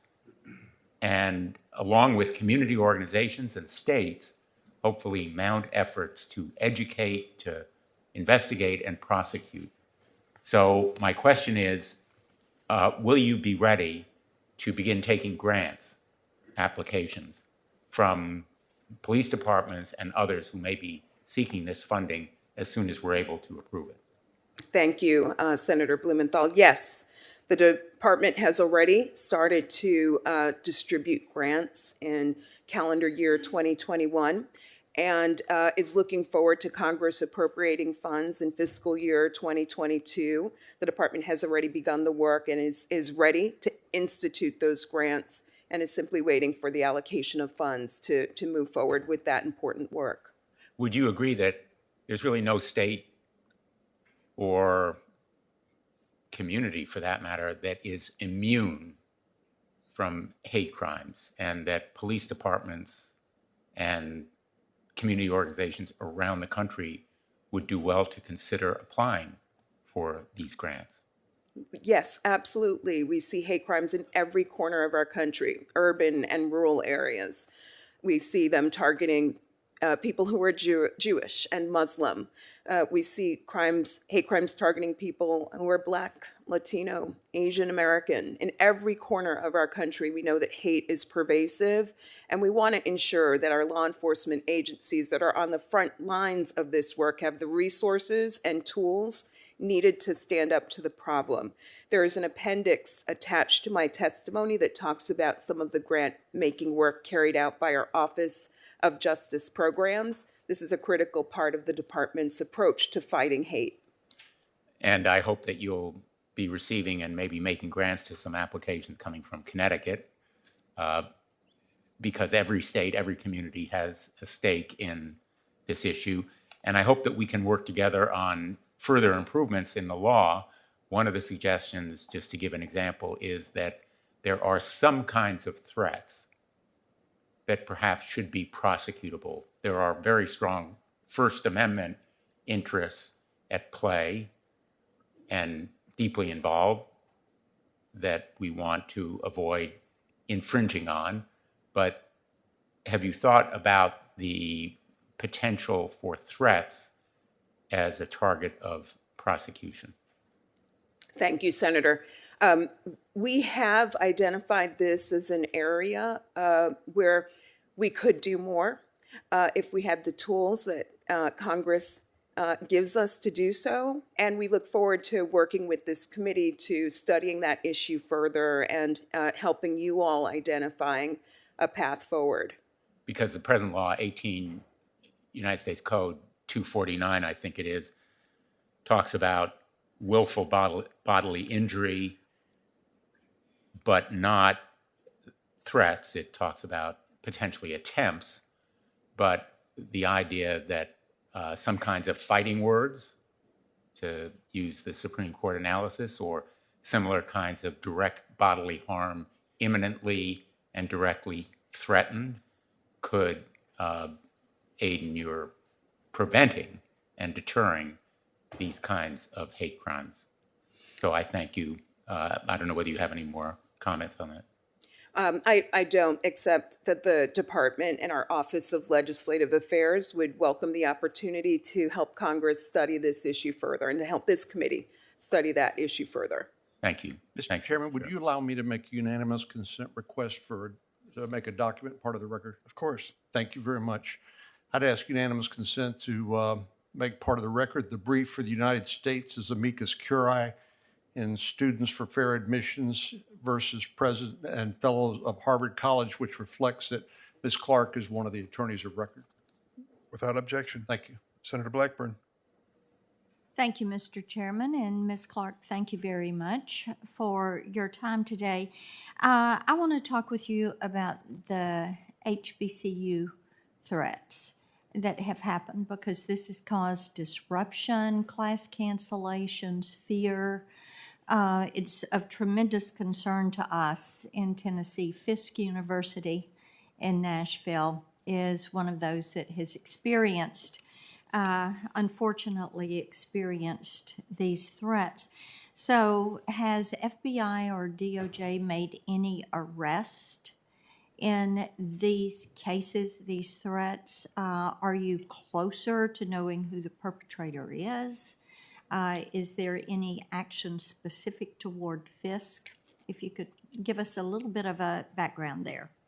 Thank you, Senator Blackburn. These investigations are being handled by the FBI's Counterterrorism Unit.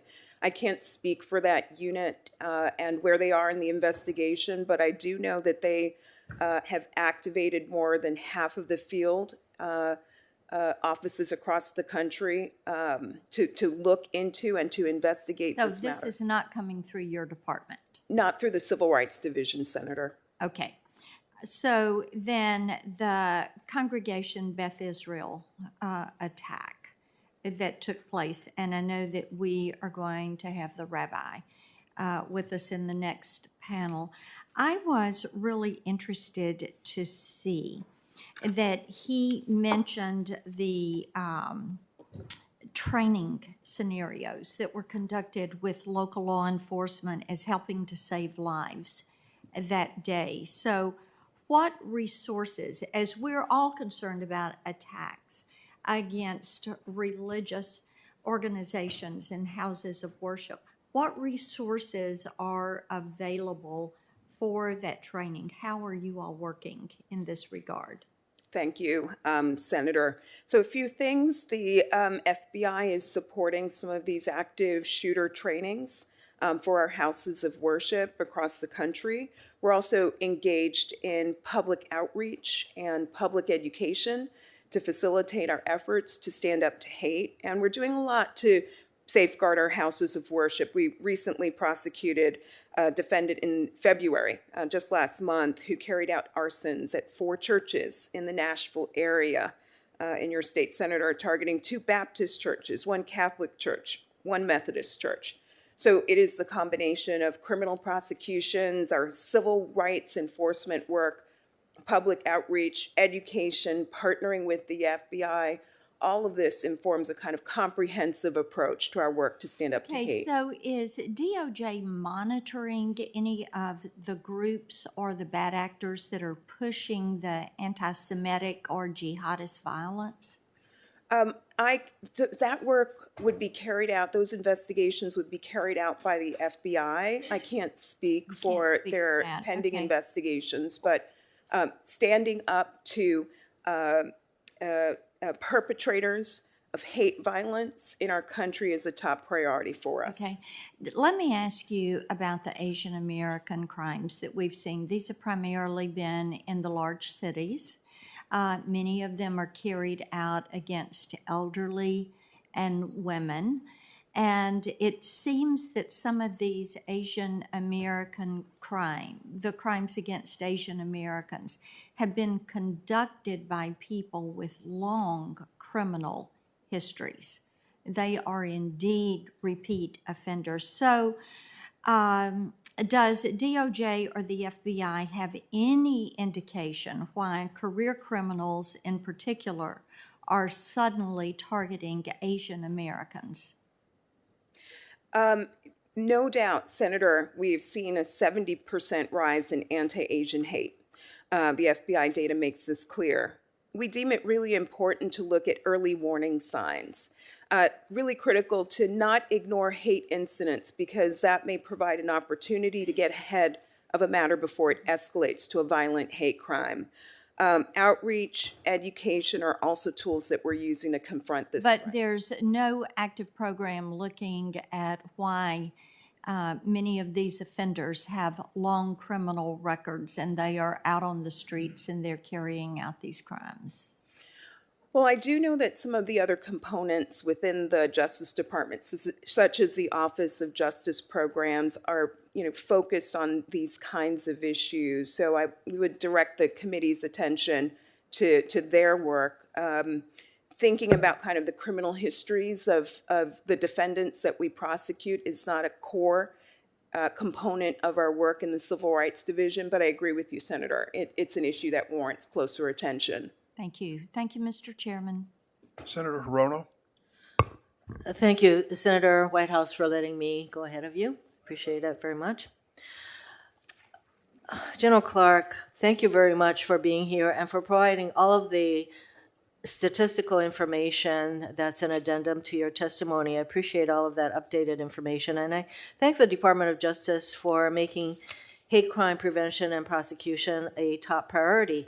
As you note in your testimony, though, the hate crimes, much less hate incidents, are vastly underrepresented, and it is astounding to know that more than 12,000 law enforcement agencies reported 0 hate crimes. I think that is totally unbelievable. The vast majority of these agencies, well over 80%, of the are what can I say? So the underreporting is something that I know you are addressing through, for example, the grants that Senator Blumenthal asked you about, is there a way to incentivize through your grants of the agencies to pay attention to the underreporting of hate crimes and to do something about it, such as giving these agencies an advantage when applying for grant funding if they make the reporting, at least of hate crimes, a priority? Thank you, Senator Hirono. Working with local and state law enforcement to make improvements in capturing and collecting data is an important priority for the department, and it's through grant making, it's through outreach, training, the issuance of guidance. The department is instituting a multifaceted strategy to help improve data collection. So you are using the grant-making process as one of the ways that you're going to encourage these agencies to pay attention. That to is the need one. for- That is one of the methods. Senator. Good. I'm glad you noted that they use the word hate incidents during parts of your responses. And there is a specific reason why I personally insisted that the COVID-19 hate crimes legislation included not just the crimes, but the incidents. So much less of, that it's hard enough, I should say, that we are facing the total underreporting of hate crimes, but you can imagine that incidents are basically very, very underreported. And so we know that these kinds of incidents, for example, harassing someone who is at a Starbucks, telling her to go back where she came from, where the manager and the other people there do absolutely nothing. That we know these incidents are occurring by the hundreds and hundreds of thousands. So it occurs to me, as I brought out the last time you were before us, the bystander training issue. Is that an appropriate area of focus for the Department of Justice to enable companies, for example, to provide bystander training, not to endanger their own safety, but to sometimes as simple as simply intervening in whatever is occurring? For example, the young lady I talked about at Starbucks, if someone were to just go to her and say, well, can you come and sit with me, or just something like that. So I am wondering whether the numbers of incidents that are occurring in this area is an area where the DOJ could provide some further guidance, especially to companies. I agree, Senator. This is an area that requires more focus, empowering bystanders to not stand silent as people are victimizing, when and where appropriate, can be a powerful form of intervention. I think this is particularly true when you think about young people, for example. We want to ensure that all young people are in safe learning environments.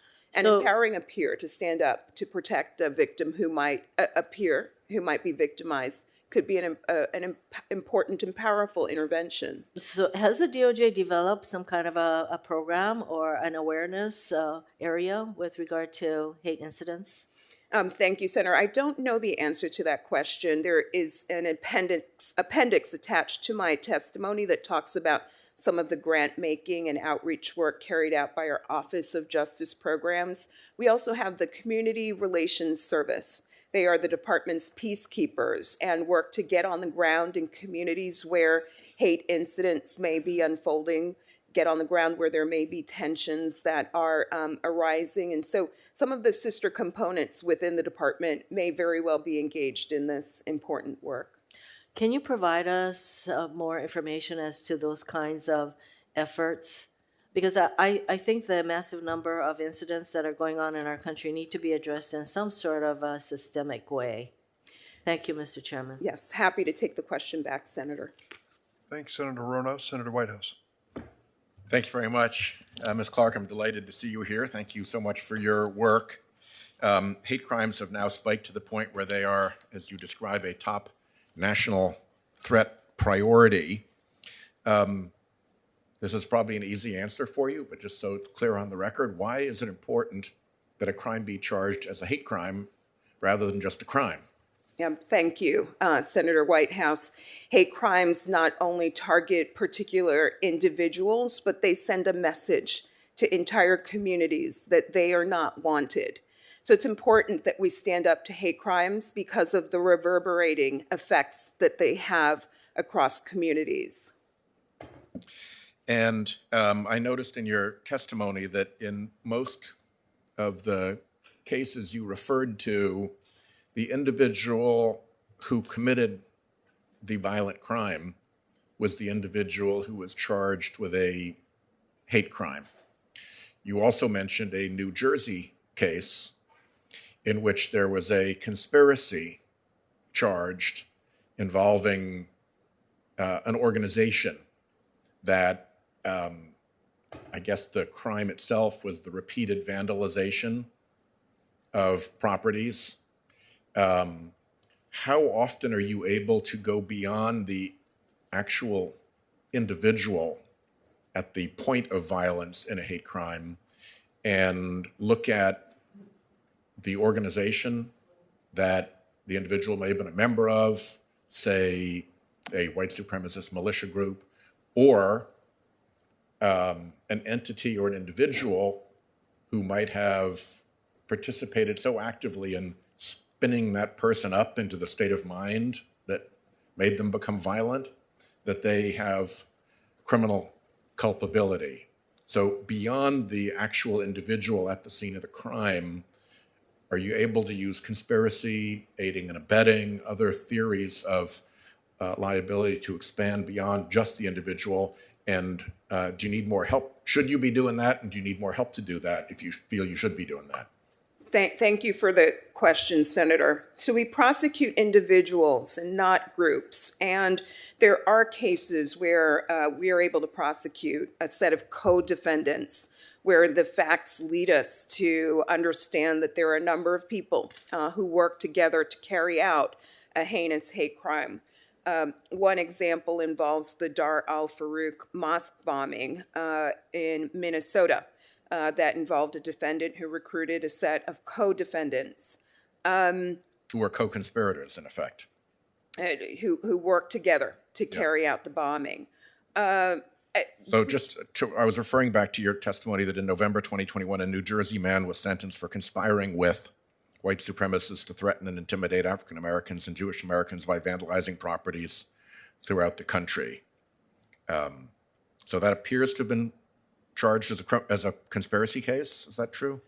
I believe that's the case, Senator, and the department would welcome the opportunity to work with the committee to understand what additional tools we might be able to use in our arsenal to fully confront the range of, hate crime threats and offenses and conspiracies that we face in the country today. Yeah, I think that would be helpful, because if you're looking at an explanation of why we're seeing a spike in hate crimes, why this has had to be raised to a top national threat level by your department. I don't think it's just a sea change in the character of individual Americans. It probably relates to organized activity of various kinds that is driving this spike. Again, whether it's a white supremacist militia or whether it's some other terrorist type group.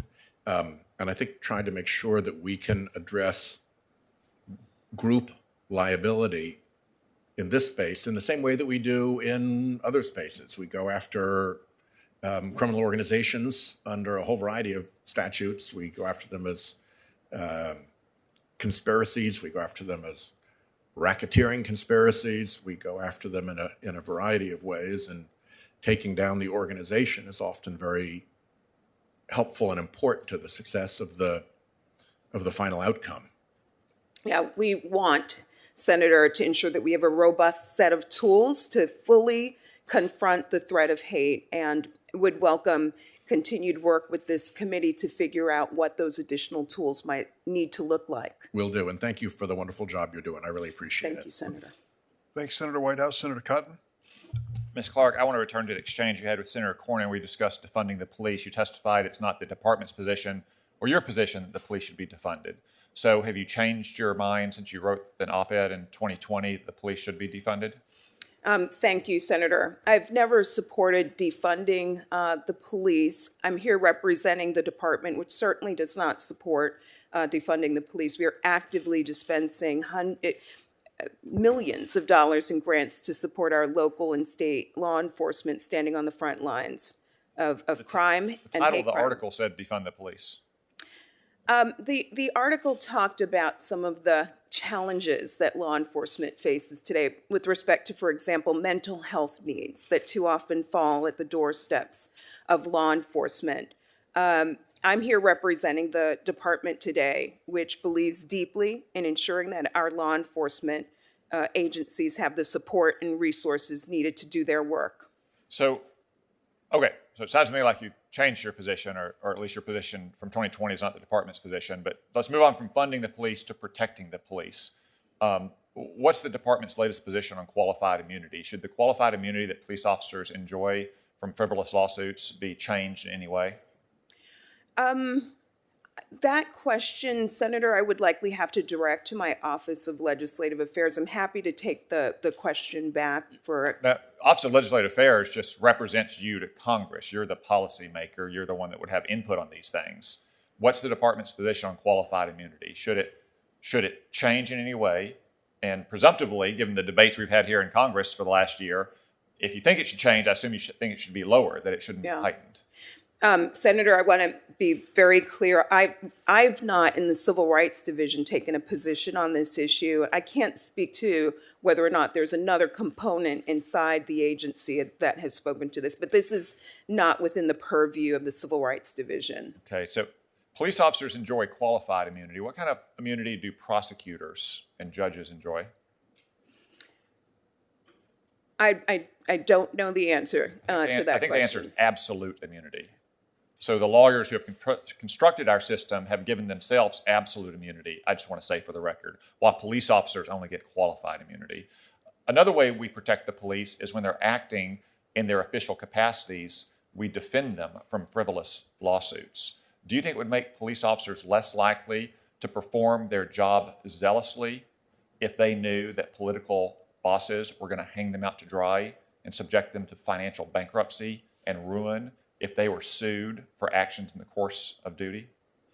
I stand in full support of our law enforcement agencies across the country, Senator. In the rare instance where a law enforcement officer may be pursued, for example, for a violation of law, I believe that under our Constitution, they are entitled to counsel and protection in the course of that lawsuit. But I support our law enforcement. And it's the department's longstanding policy to either provide that representation or to reimburse legal fees if for some reason they can't provide representation. Isn't that right?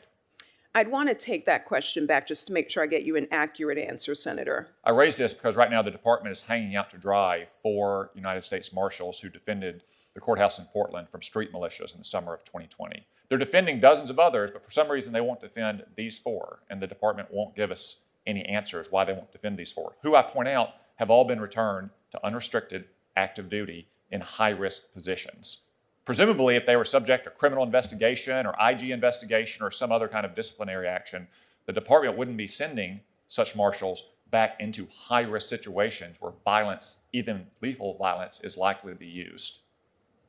Ms. Clark, were you or your division involved at all in the decisions about representing U.S. Marshals who were present defending the courthouse in Portland in 2020?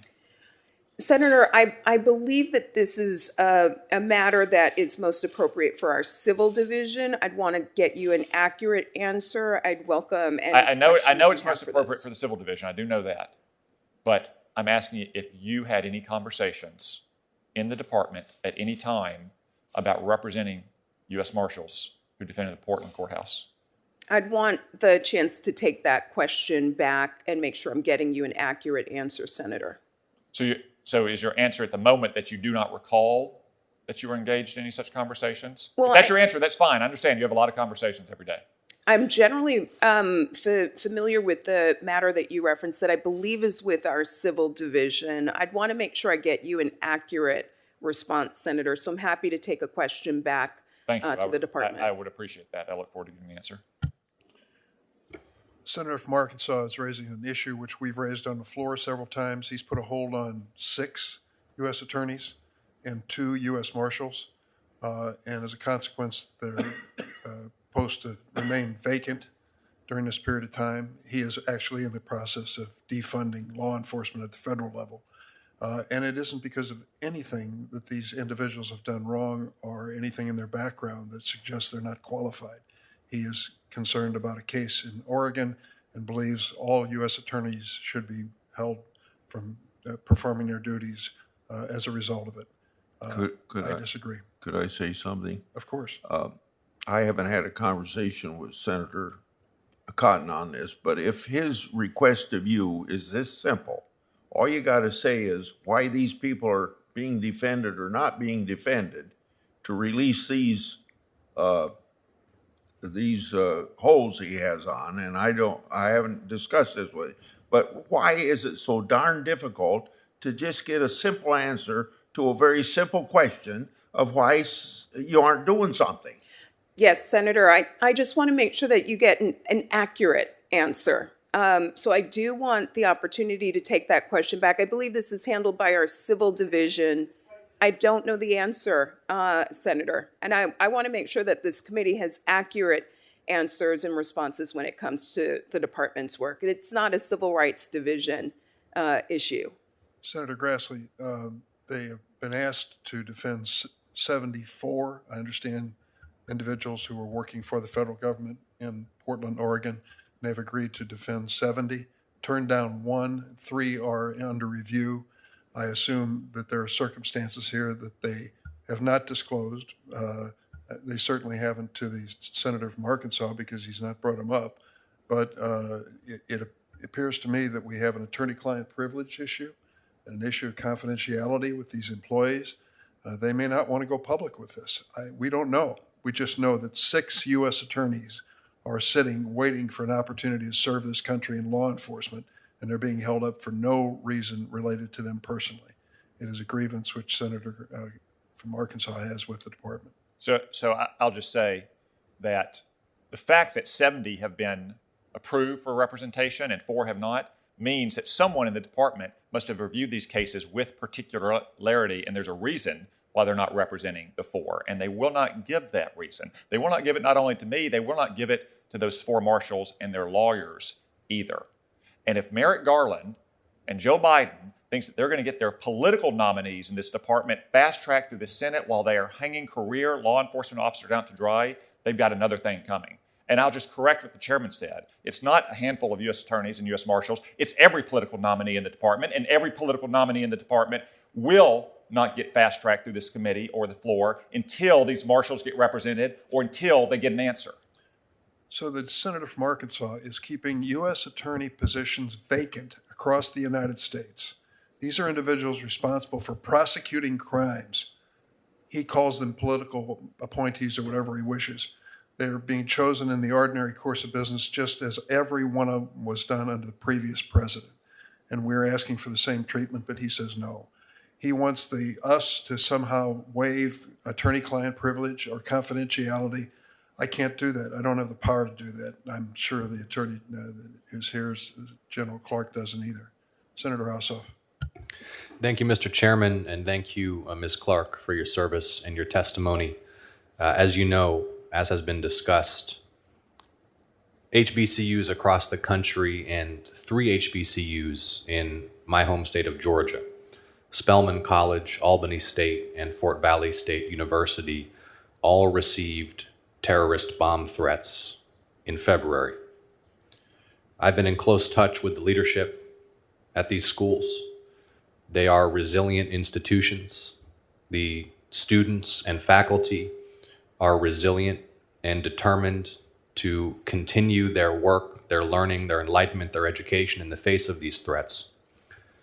And they have no intention of allowing them to instill fear or stoke division in our country. I'd like your assurance, Ms. Clark, that the department will do everything in its power to investigate these threats, to hold accountable those responsible for these threats, and to be available to these institutions 24 hours a day, 7 days a week, to ensure that they're protected. Thank you, Senator Ossoff. Hate crimes, threats targeting protected minority groups is an important part of our work at the Justice Department. This particular matter is currently with the FBI's Counterterrorism Unit. So I would direct the committee to that committee, direct the Judiciary Committee to the Counterterrorism Unit for the status of that investigation. What I can tell you, Senator, is that it's an important priority for the FBI. I understand that they have activated more than half of their field offices across the country to review and investigate this threat. Thank you, Ms. Clark. And will you please follow up with me in my office after this hearing and before the end of the week with the name, phone number, and email address of a specific contact at the department who can be a dedicated liaison for HBCUs in Georgia who have questions regarding the ongoing investigation and questions about how they can access federal resources to protect themselves from such threats or incidents? I will bring that request back to the department, Senator. Thank you, Ms. Clark. I'd like to ask you a question now about the ongoing efforts to address hate crimes targeting Asian Americans. We've seen a significant increase. Next week, March 16th, will mark the one-year anniversary of the devastating massacre that took place in my state at 3 Asian-owned small businesses, killing 8, including 6 Asian American women. Following that event, Congress united to pass legislation to empower the Department of Justice to strengthen its efforts to work with local law enforcement and prevent such hate crimes. What progress has the department made in implementing that law and in responding to the ongoing elevated level of threat targeting Asian Americans across the country? Thank you, Senator. Attorney General Merrick Garland has issued a memorandum in May of 2021 that calls for a number of things: increased resources to combat hate, the expedited review of hate crimes, which is something that we have instituted and prioritized in the Civil Rights Division, the designation of coordinators at U.S. attorneys' offices in the fight against hate, the creation of district alliances against hate. We've also worked to restore our community relations service and have prioritized the need to provide language access to ensure that no victim is barred from reporting a hate crime because of a language barrier. So there are a number of things that have happened across the department, and what I can tell you is that in the Civil Rights Division, we have doubled down on standing up to this threat, bringing more prosecutions to hold perpetrators accountable and to ensure that the rights of victims are vindicated. One of the challenges that these incidents clarified is the difficulty that immigrant communities can have accessing the justice system or reporting incidents. I know you've recently spoken to the importance of language access. I wrote a letter to the Attorney General recently asking him to direct federal agencies to update their language access plans to ensure that not just in the context of justice administration of the Department of Justice, but also in the context of all services provided by federal agencies, that everyone in this country, every community in this country can access information that is vital to communities. Can you speak, please, to the importance of ensuring that in the court system and throughout the government, there be sufficient resources for immigrant communities to understand these civic services, regardless of whether English is their first language? Incredibly important priority, Senator, for us. We want those who are victimized by hate across our country to reach out and lean on law enforcement, be that local and state law enforcement on the ground or at the federal level.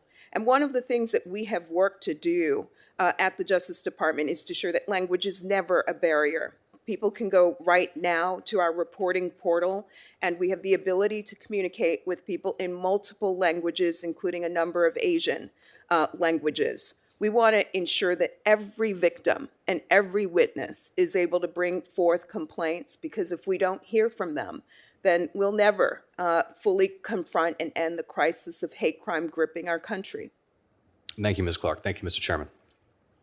Thank you very much, General Clark. We appreciate your testimony today and your service to our country, and we thank you very much. Thank you very much for having me.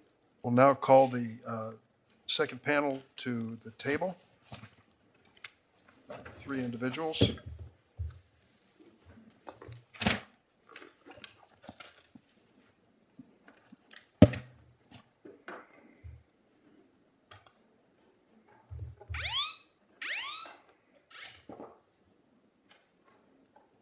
If each of you will remain standing for just a moment, I'll administer the oath. Please raise your right hand. You affirm the testimony you're about to give before this committee shall be the truth, the whole truth, and nothing but the truth, so help you God. I do. I said there were 3, there are 4. Welcome. I believe Senator Cornyn has asked if he could introduce our first witness. Thank you, Mr. Chairman. I'm honored to introduce our final witness, Rabbi Charlie Citron Walker of the Congregation Beth Israel in Colleyville, Texas. Rabbi Charlie's originally from Lansing, Michigan, and he's dedicated his life to caring for those in need and living out his faith through service. After college, Rabbi Charlie worked at community centers in Michigan and Massachusetts, helping connect people with life-saving resources and job training skills. In 2006, he became an ordained rabbi and joined the Congregation Beth Israel in Colleyville, Texas, as its first full-time rabbi. Over the last 16 years, Rabbi Charlie has built bridges within that community, bringing together people with different viewpoints, backgrounds, and religious beliefs to foster a strong sense of community. On January the 15th of this year, a stranger knocked on the synagogue's door, and Rabbi Charlie welcomed the man with open arms, even making him a cup of tea. It soon became clear that this was not a man in need of shelter, but an armed anti-Semitic terrorist who held the rabbi and 3 other individuals at gunpoint. For 11 hours, Rabbi Charlie talked with the gunman to keep him calm, and when the moment was right, he acted to ensure his members could escape to safety. Harkening back to security training, which I know he will discuss here today, he convinced the gunman to take a drink of water, which created enough separation between the gunman and his weapon that the rabbi was able to throw a chair in the gunman's direction, distracting him. This swift action allowed the rabbi and the other hostages to escape safely before a shot was fired. I had the opportunity to visit with Rabbi Charlie in January and commend his incredible courage and quick thinking on that day. It's good to have the Rabbi Charlie here with us today, and it's an honor for you to appear at this important hearing on the disturbing rise in hate crimes. I think there's a lot we can learn from Rabbi Charlie's experience, and I look forward to his testimony. Thank you very much. Thank you very much, Senator Cornyn. The rabbi is going to join us virtually after we introduce the other witnesses. Let me introduce them, brief introductions. Dr. Walter Kimbrough, thank you for being here. He served as president of Dillard University in Louisiana since 2012. Dillard University is one of nearly 30 HBCUs that have received bomb threats over the last few months. Elon Carr is the former special envoy for monitoring and combating anti-Semitism, served in the Trump administration, currently a visiting fellow to combat anti-Semitism at the Heritage Foundation. I understand Senator Feinstein and Senator Padilla are happy to welcome the next witness, Detective Orlando Martinez, 27-year veteran of the Los Angeles Police Department and serves as the LAPD's hate crimes coordinator, currently detective supervisor in robbery homicide division.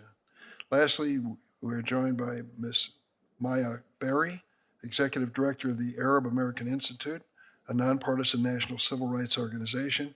She also serves as co-chair of the Hate Crime Task Force at the Leadership Conference for Civil and Human Rights. I've administered the oath, and I believe the first witness by Zoom, if he is connected, will be the rabbi. Could you proceed with your opening statement for 5 minutes, please?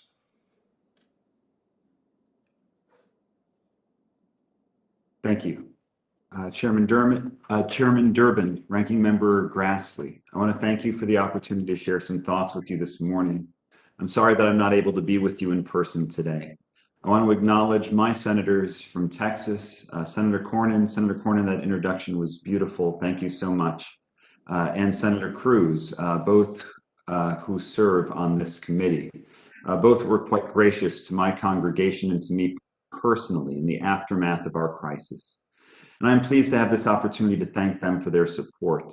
And I want to thank each of you for the unanimous vote in the Senate condemning anti-Semitism and the attack on my congregation. I believe and often teach that Judaism is filled with contradictions because life is filled with contradictions. And today I am filled with mixed and even contradictory emotions. On the one hand, I'm truly horrified that in our society today, religious leaders must devote themselves to security training. How to harden our facilities is both a necessary conversation and anathema to religious ideals of hospitality and loving the stranger. At the same time, I am filled with gratitude. I'm grateful to be here. That feeling hasn't gone away. I'm grateful to be anywhere. I'm grateful to be anywhere because a terrorist chose a Jewish synagogue because he thought that Jews control the world. He thought that he could take Jews hostage, call up an influential rabbi, and she would snap her fingers and give him what he wanted. He truly believed that Jews control the media, that Jews control the government, that Jews control everything. Tragically, this is just one aspect of anti-Semitism that has been so harmful to the Jewish people throughout history. Over the centuries, entire Jewish communities have been destroyed because people believed that Jews drank the blood of non-Jewish children. Entire Jewish communities have been destroyed because people believed that Jews wanted to torture communion wafers. Entire Jewish communities have been destroyed because people believed that Jews were responsible for all of the bad things in life, that we are the root of all evil. And as absurd as it sounds, every single outrageous lie about the Jewish people has been shared in various forms by people from all walks of life in recent years. It's sad, it's ridiculous, it's maddening that I was taken hostage because of it. Far too many Jews have died because of it. And this anti-Semitism isn't distant history. This is less than 2 months ago. This is now. This is years of increased harassment and attacks against my people. On the morning of January 15th, when the gunman arrived, it was me and one volunteer in the building. I was running late. I was finishing my preparations for the service. And in the midst of trying to do a million different things, I had a stranger come to the door. He appeared to be who he said he was, a guy who spent a night outside in sub-40-degree weather who just needed to warm up. Of course, I was wrong. I share this because after over 6 years worth of security courses, the development of an emergency action plan, and funding to better secure our facility, I still opened the door. But because of all of the courses and planning and funding, and literally dozens of small things that just happened to go our way, we were able to escape. No one should fear gathering to pray or celebrate or mourn or connect in their spiritual home. No one should experience such hatred and violence. In 1947, perhaps the leading rabbi of that time, Rabbi Stephen S. Wise, told the Senate Labor Committee that equality of opportunity for Jews can be truly secured only in a genuinely democratic society. He continued, accordingly, we seek to fight every manifestation of racism, to promote the civil and political equality of all groups and persons in America, and to support measures designed to safeguard civil liberties and to build a better America. We regard ethnic discrimination directed against any group as a single and indivisible problem and as one of the most urgent problems of a democratic society. Nothing more gravely threatens American democracy today than the fact of its incompleteness. Democracy, to be secure, must be complete. An incomplete democracy is an insecure democracy. Members of the committee, I would add that the converse is equally true. An insecure democracy is an incomplete democracy, and too many communities in our democracy today feel insecure. Tragically, we live in a world where houses of worship need protection, where too many are victims of hate crimes. And I believe that both Democrats and Republicans want to change that reality. Changing our reality all at once is a bit too much to ask. That's why Rabbi Tarfon taught that we aren't obligated to complete the work, but we can't neglect it. I'm not here today asking you to complete the work, but we do need your help. Anyone who has ever asked, do I belong in this society, needs your support. We are all struggling. People from all backgrounds, we need intelligent and practical solutions to help all of us feel safe and secure. It is an honor for me to speak with you today. I thank you for the opportunity. Thank you, Rabbi, and we are grateful for your leadership as well as your courage. And thank goodness you're here today to tell the story. Dr. Kimbrough. Good afternoon, Chairman Durbin, Ranking Member Grassley, and thank you for the invitation. Members of the Committee on the Judiciary, and a special Louisiana acknowledgement to Senator Kennedy. My name is Walter Kimbrough, and I am the president of Dillard University in New Orleans. I am in my 18th year as an HBCU president, 10th at Dillard, and 7.5 at Philander Smith College in Little Rock. I also have the pleasure of currently serving as chair of the Council of Member Presidents of the 37 HBCUs which make up the United Negro College Fund, UNCF. We are all familiar with the story of the boy who cried wolf, which dates back to the 1400s, and even told a day as my 13-year-old son indicated that he knew the story.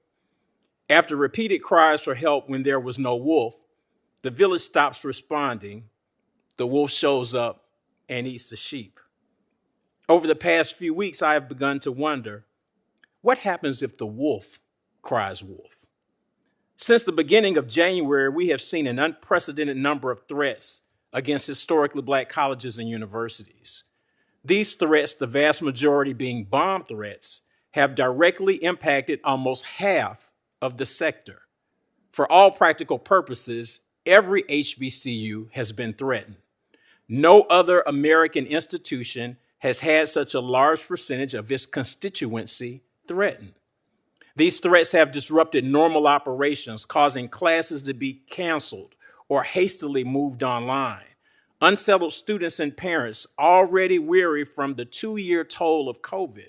And in cities like New Orleans, disrupted last fall by a hurricane which left an entire major American city without power for days, these threats take an even heavier toll. There are 3 points I wish to make today. First, returning to my analogy, the wolves have evolved. Described by the FBI as tech-savvy juveniles, HBCUs have received threats via numerous formats. Phone calls in the middle of the night or at random times during the day. Threats via email. Messages sent via gaming systems that can easily be missed. And while the bomb threats have garnered headlines, we have undercounted the threats to HBCUs. Murals on campuses defaced. Phone threats to intimidate students from voting or establishing polling locations on campus. The use of sophisticated technology has allowed these attacks to go unpunished now for 2 months. Second, we need federal law enforcement agencies to redouble their efforts to catch the wolves. Until the wolves realize that they can be caught and publicly held accountable, there is nothing to stop these threats from continuing. The lack of accountability does not only empower those who are engaging in these disruptions, but may encourage others to participate in this menacing mischief. Finally, you may have asked yourself, why did he suggest that the wolf is crying wolf? To date, there have been no bombs found, not even any evidence of a plan to actually bomb an institution. Due to the high number of threats, local agencies in some cities have modified their response. This new response now includes the elimination of bomb sweeps. Due to a lack of resources to conduct sweeps, or based on the high volume of hoaxes against HBCUs nationwide, some campuses have not benefited from full sweeps and are left to determine an all clear using their campus police and facilities teams. We are more vulnerable now than at the beginning of the threats. The wolves have cried wolf. The village responds but doesn't look for any wolves. We're at a point where there may be a wolf on campus, and it's now up to the boy to find it. Samuel Croxall, the 18th century Anglican churchman and writer who wrote a version of this story, said, "When we are alarmed with imaginary dangers in respect of the public, till the cry grows quite stale and threadbare, how can it be expected we should know when to guard ourselves against real ones?" We need a new plan from federal, state, and local law enforcement, a way to quickly and efficiently determine the veracity of threats, and not to leave this for campus officials without the tools to be able to complete this task thoroughly. Again, the priority needs to be catching those who are making the threats. The same intensity of manpower and technology used to track and thwart international terrorist cells is required to disband domestic terrorists. As the real-life hunting of wolves has evolved from a huge capital and manpower-intensive operation to a more sophisticated approach, the same is required to end the threats against HBCUs. The wolves have cried wolf almost 60 times in 2 months. We know they're doing it. We need to catch them before they show up. Thank you, Dr. Kimbrough. Detective Martinez. I want to personally thank Chair Durbin, Ranking Member Grassley, Senators Feinstein and Padilla, and the distinguished members of the committee for the privilege of contributing this report on our efforts combating the rise in hate crimes. Reported hate crimes have risen across the nation, including in Los Angeles. A bias-motivated crime, or hate crime, is a crime motivated in whole or in part by the actual or perceived legally protected characteristic of another, or association with one of these characteristics. The term hate can be misleading. When used in hate crime law, the word hate does not only mean anger or rage. In this context, hate means any bias against people or groups with those characteristics defined by law. This bias can be negative attitudes or a perception that the persons with these characteristics are inferior, or a perception of the victim as being weak or fair game because of that protected characteristic. People rarely call emergency services and report they have been the victim of a hate crime. Victims report criminal acts against them, or if they feel unsafe, or if they witness something they believe needs police response. Officers respond, conduct their investigations, determine if it meets the elements of a hate crime, and document that criminal act. This is where training is vital. If an officer doesn't recognize and document the elements of bias or hate, that leads to underreporting and loss of public trust.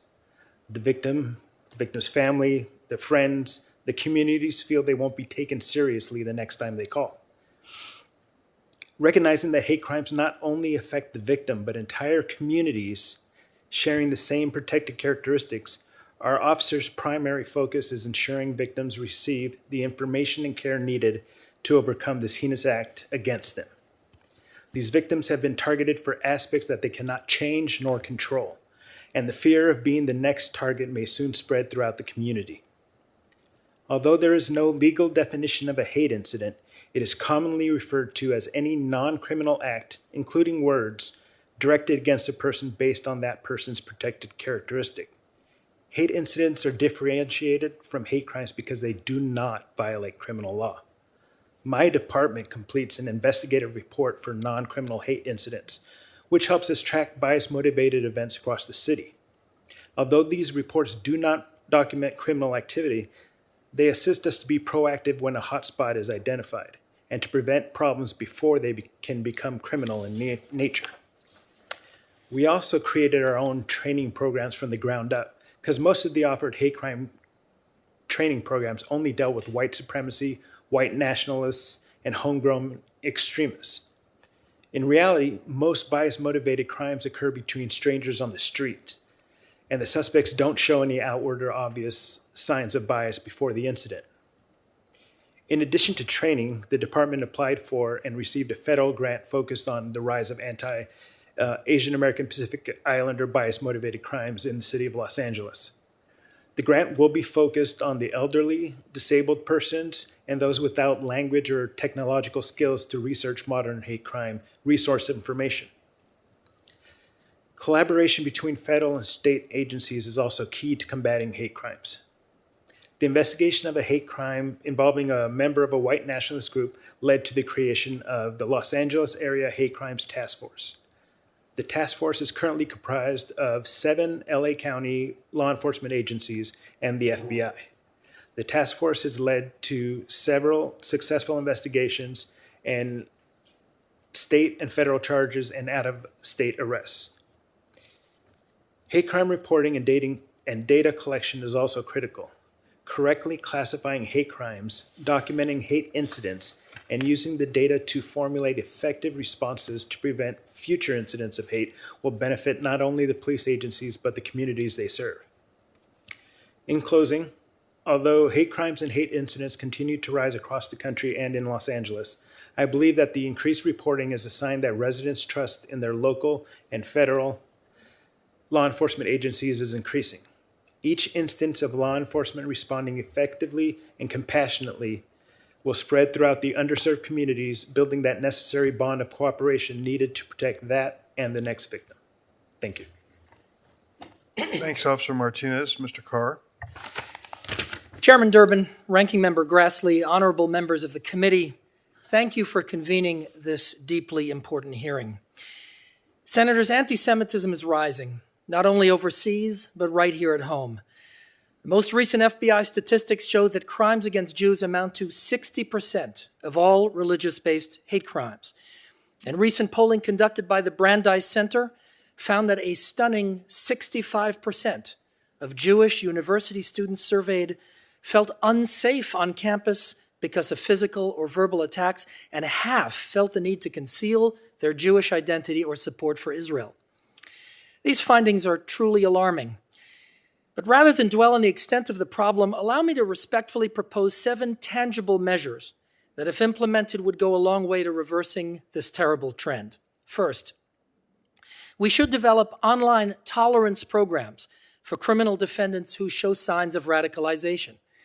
Many law enforcement officers, including prosecutors, do not have the tools to counter the process of radicalization in suspects motivated by ethnic, religious, or similar status-based hatred. I used to be a career criminal prosecutor, and I've prosecuted hate crimes.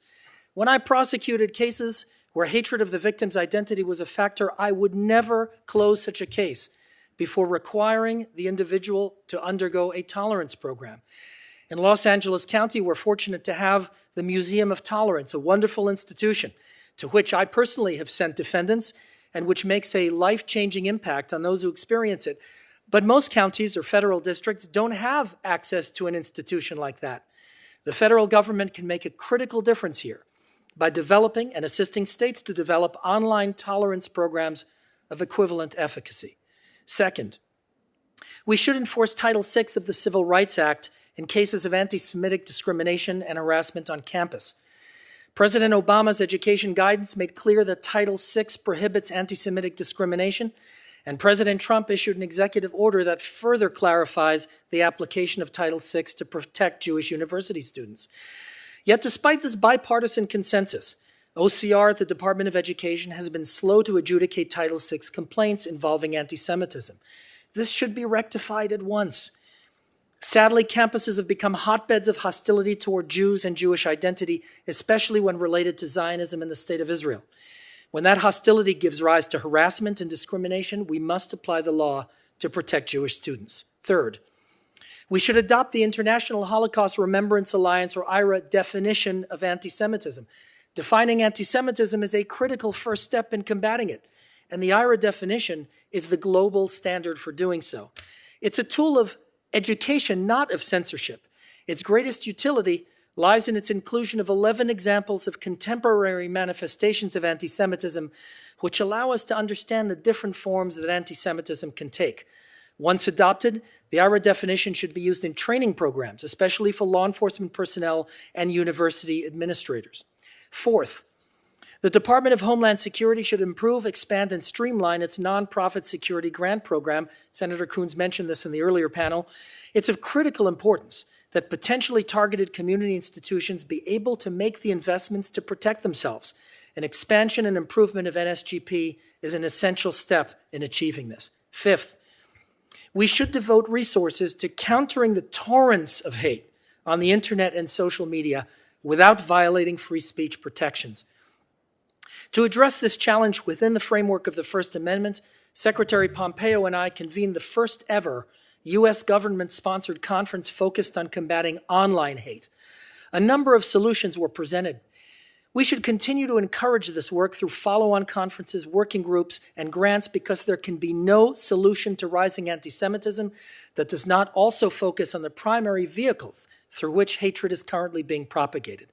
Sixth, we should combat anti-Semitism proactively through philo-Semitism.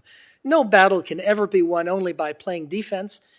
Going on the offense against anti-Semitism requires that we drive a narrative that inculcates an understanding and appreciation of the remarkable story of the Jewish people and the values of Judaism that played a central role in the founding, heritage, and continuing mission of the United States.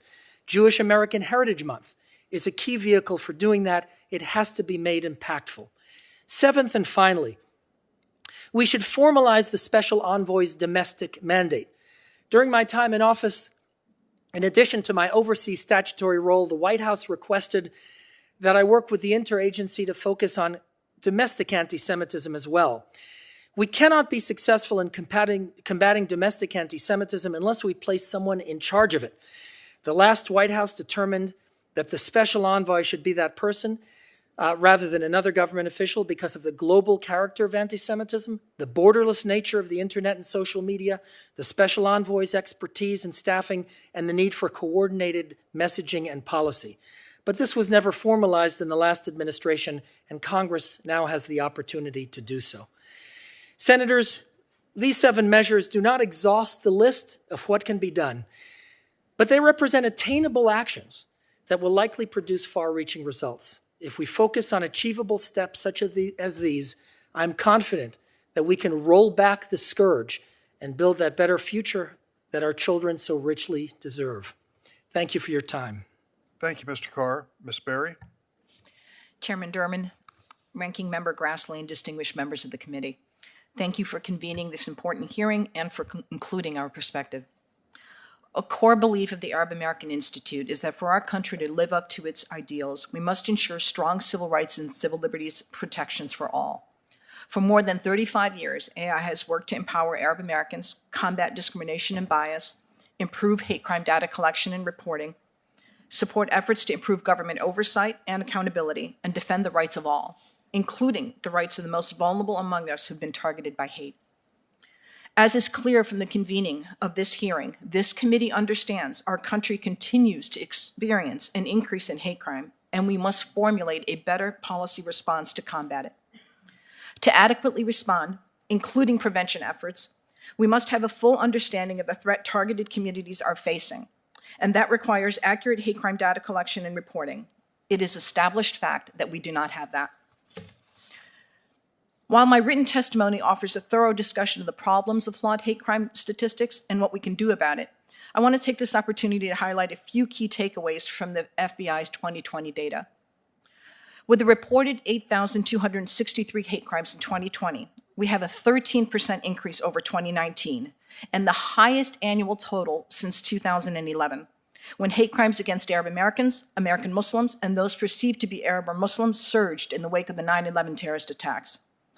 This is a continuation of the increase we have seen since the 2016 presidential campaign began. Once again, hate crimes targeting Black Americans accounted for a majority of those motivated by race, ethnicity, or ancestry, and a plurality of all hate crimes reported. With 2,871 incidents, it is a 49% increase since 2019. And again, once again, Hate crimes targeting the American Jewish community represent a majority of the religiously motivated hate crimes. This despite a 28% decrease from 2019 data. Hate crimes targeting Asian Americans and Pacific Islander communities increased significantly in 2020, with 279 anti-Asian hate crimes and 15 anti-Native Hawaiian or other Pacific Islander hate crimes reported. It represents a 64% increase over 2019 and the greatest number of anti-AAPI hate crimes reported in more than 2 decades. Finally, with 266 incidents, we saw a 34% increase reported hate crimes motivated by gender identity, the vast majority of those targeting the anti-transgender. Additionally, some of the deadliest hate crimes, including those that have targeted Black, Jewish, and Latino communities, have been perpetrated by white supremacists seemingly motivated by the threat of, quote, great replacement theory. As such, the National Hate Crime Reporting System is not the only federal data collection effort requiring increased congressional oversight. Returning to the hate crime data, the recent passage with bipartisan support of the COVID-19 Hate Crimes Act, which includes the Khalid Jabara and Heather Heyer No Hate Act, is an important first step to achieving what Congress demanded we do with the passage of the Hate Crime Statistics Act 30 years ago in 1990. And that is simply collect data about hate crimes. Jabara Heyer implements an innovative reporting framework to improve hate crime data and assist hate crime victims and their communities by promoting a community-centered approach. We're grateful to the leadership of Senators Blumenthal, Hirano, and Durbin for their support of Jabara Heyer. Its passage and now implementation serve as an important step to meaningful mandatory reporting. To get us there, however, Congress must impose conditions on existing sources of federal funding streams to jurisdictions, specifically tie their funds directly to their ability to fully participate in hate crime reporting, moving it from voluntary to mandatory. In short, there are 2 main challenges of hate crime reporting and data collection. The first is getting victims to report hate crimes, and second is ensuring that law enforcement report hate crimes that come to their attention. While I have focused on the latter, addressing the community barriers to reporting is also critical. According to estimates from the Bureau of Justice Statistics, approximately 56% of hate crime victimizations from 2010 to 2019 were not reported to police. To be sure, addressing both challenges will require transformation in policing practices and justice reform, comprehensive education and training, and reform of some state and local government hate crime laws and policies. Finally, given the subject matter of hate crime prevention enforcement, I focused on statistics and the complicated technicalities of how they gather and a need for improving them. However, missing entirely from my testimony were the stories of the people in the vulnerable communities found in the data, targeted because of their race, ethnicity, national origin, religion, disability, sexual orientation, gender, or gender identity, simply targeted for who they are.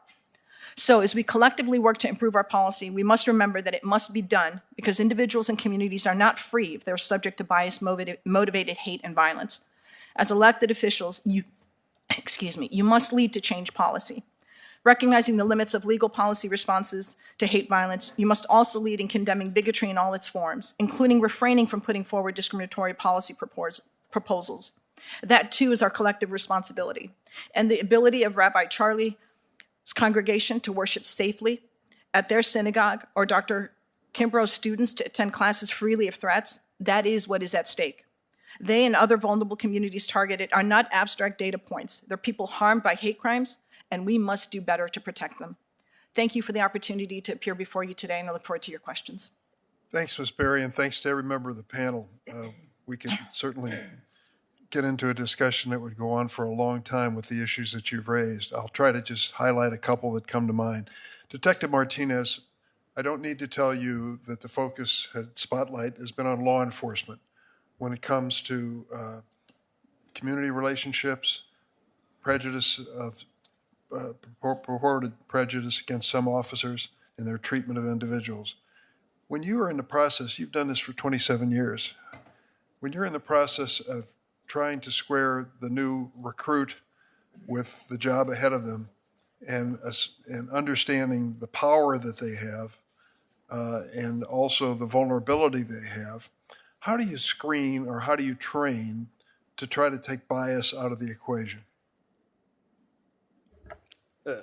Chair, I concentrate on doing the hate crime training. So when it comes to the selection and the ethics trainings that the department gives, I'm not very familiar with how they go about enforcing those options. I see. That is something that I've thought about because it doesn't just apply to law enforcement. I've talked to General Milley about our military because we're expecting them to serve their country without bias toward any group, and that's a big ask. Mr. Carr, you raised an issue in my mind which is part of what we have to cope with here, and that is the use of social media and what it means for fomenting hatred and organizing hatred. You said you had a conference with Secretary Pompeo, I believe, on the subject. Someone has to decide, whether it's Facebook or someone else, whether something that's content being put on the internet is acceptable. And in a country that honors free speech, this becomes very difficult. What did you conclude? Yes, Mr. Chairman. So this is a huge issue. I mean, for all the good that the internet and social media have brought to our lives, there's no question that this is the chief vector of not only anti-Semitism, but so many of our societal pathologies. And addressing this is absolutely critical. Of course, doing that without censorship and without violating the First Amendment is critical. And that's why we convene this conference. There were a number of solutions. Among them, using artificial intelligence to analyze social media posts in real time, not only to be able to predict when and where violence is likely to occur, which actually there's enormous work in this area, but also to be able to channel and counter responses to these, propagating hubs of hate in social media. Another one is creating partnerships between civil society and internet advertisers so that dollars voluntarily can be channeled away from hateful content. Creating networks of internet users who can collaborate to challenge hateful posts with volume, and therefore meet, before hateful posts are likely to gain traction. And now with AI analysis, we can determine the type of post that is more likely to go viral, countering it early, and forming networks of collaborators who will actually counter that with positive messaging. By the way, that's the ultimate in a First Amendment response, right? Meet hateful speech with positive speech.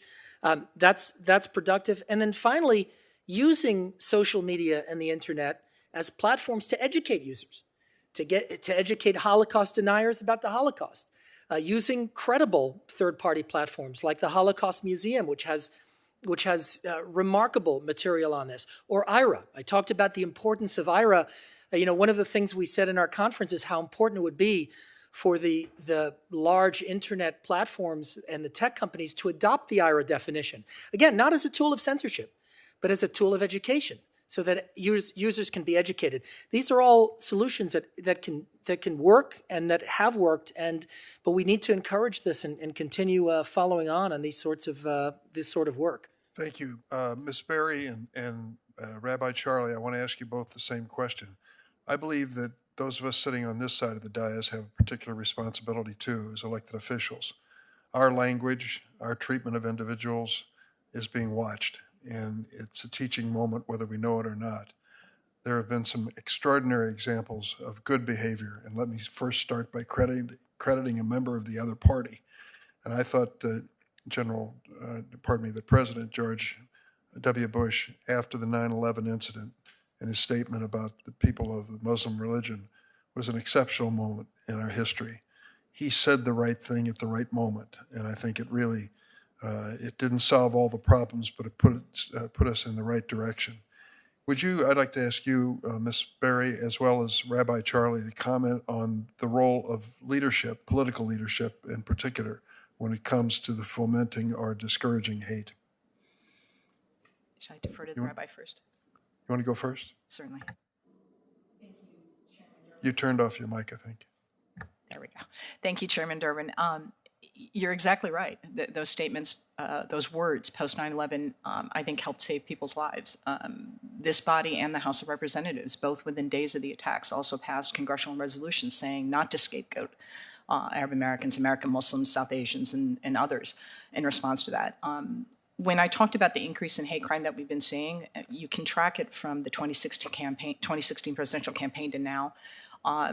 And it's regrettable how much of an increase we've seen during this period. And I do think, I'm very careful in how we talk about it. I don't want to say there's a correlation between speech and data.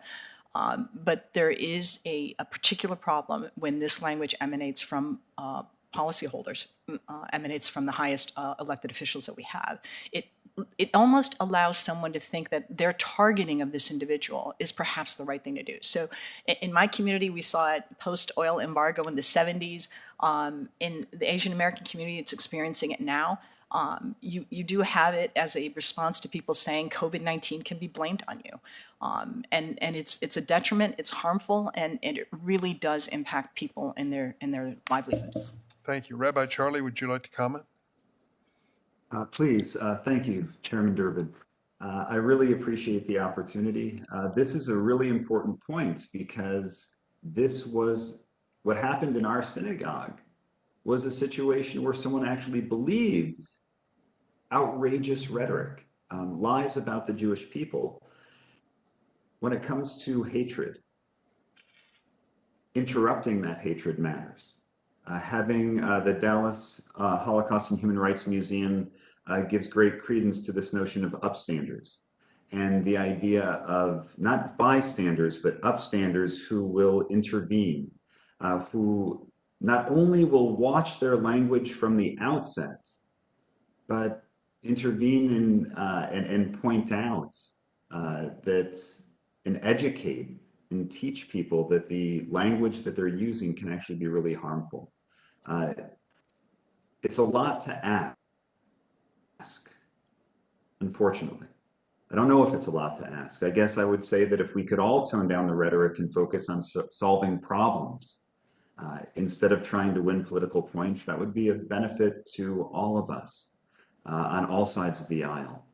We need solutions, and toning down the rhetoric is one of those first steps that really will make an impact.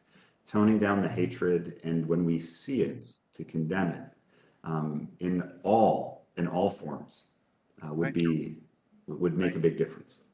Thank you, Rabbi. Senator Grassley? I guess I'm the last person between you and lunch.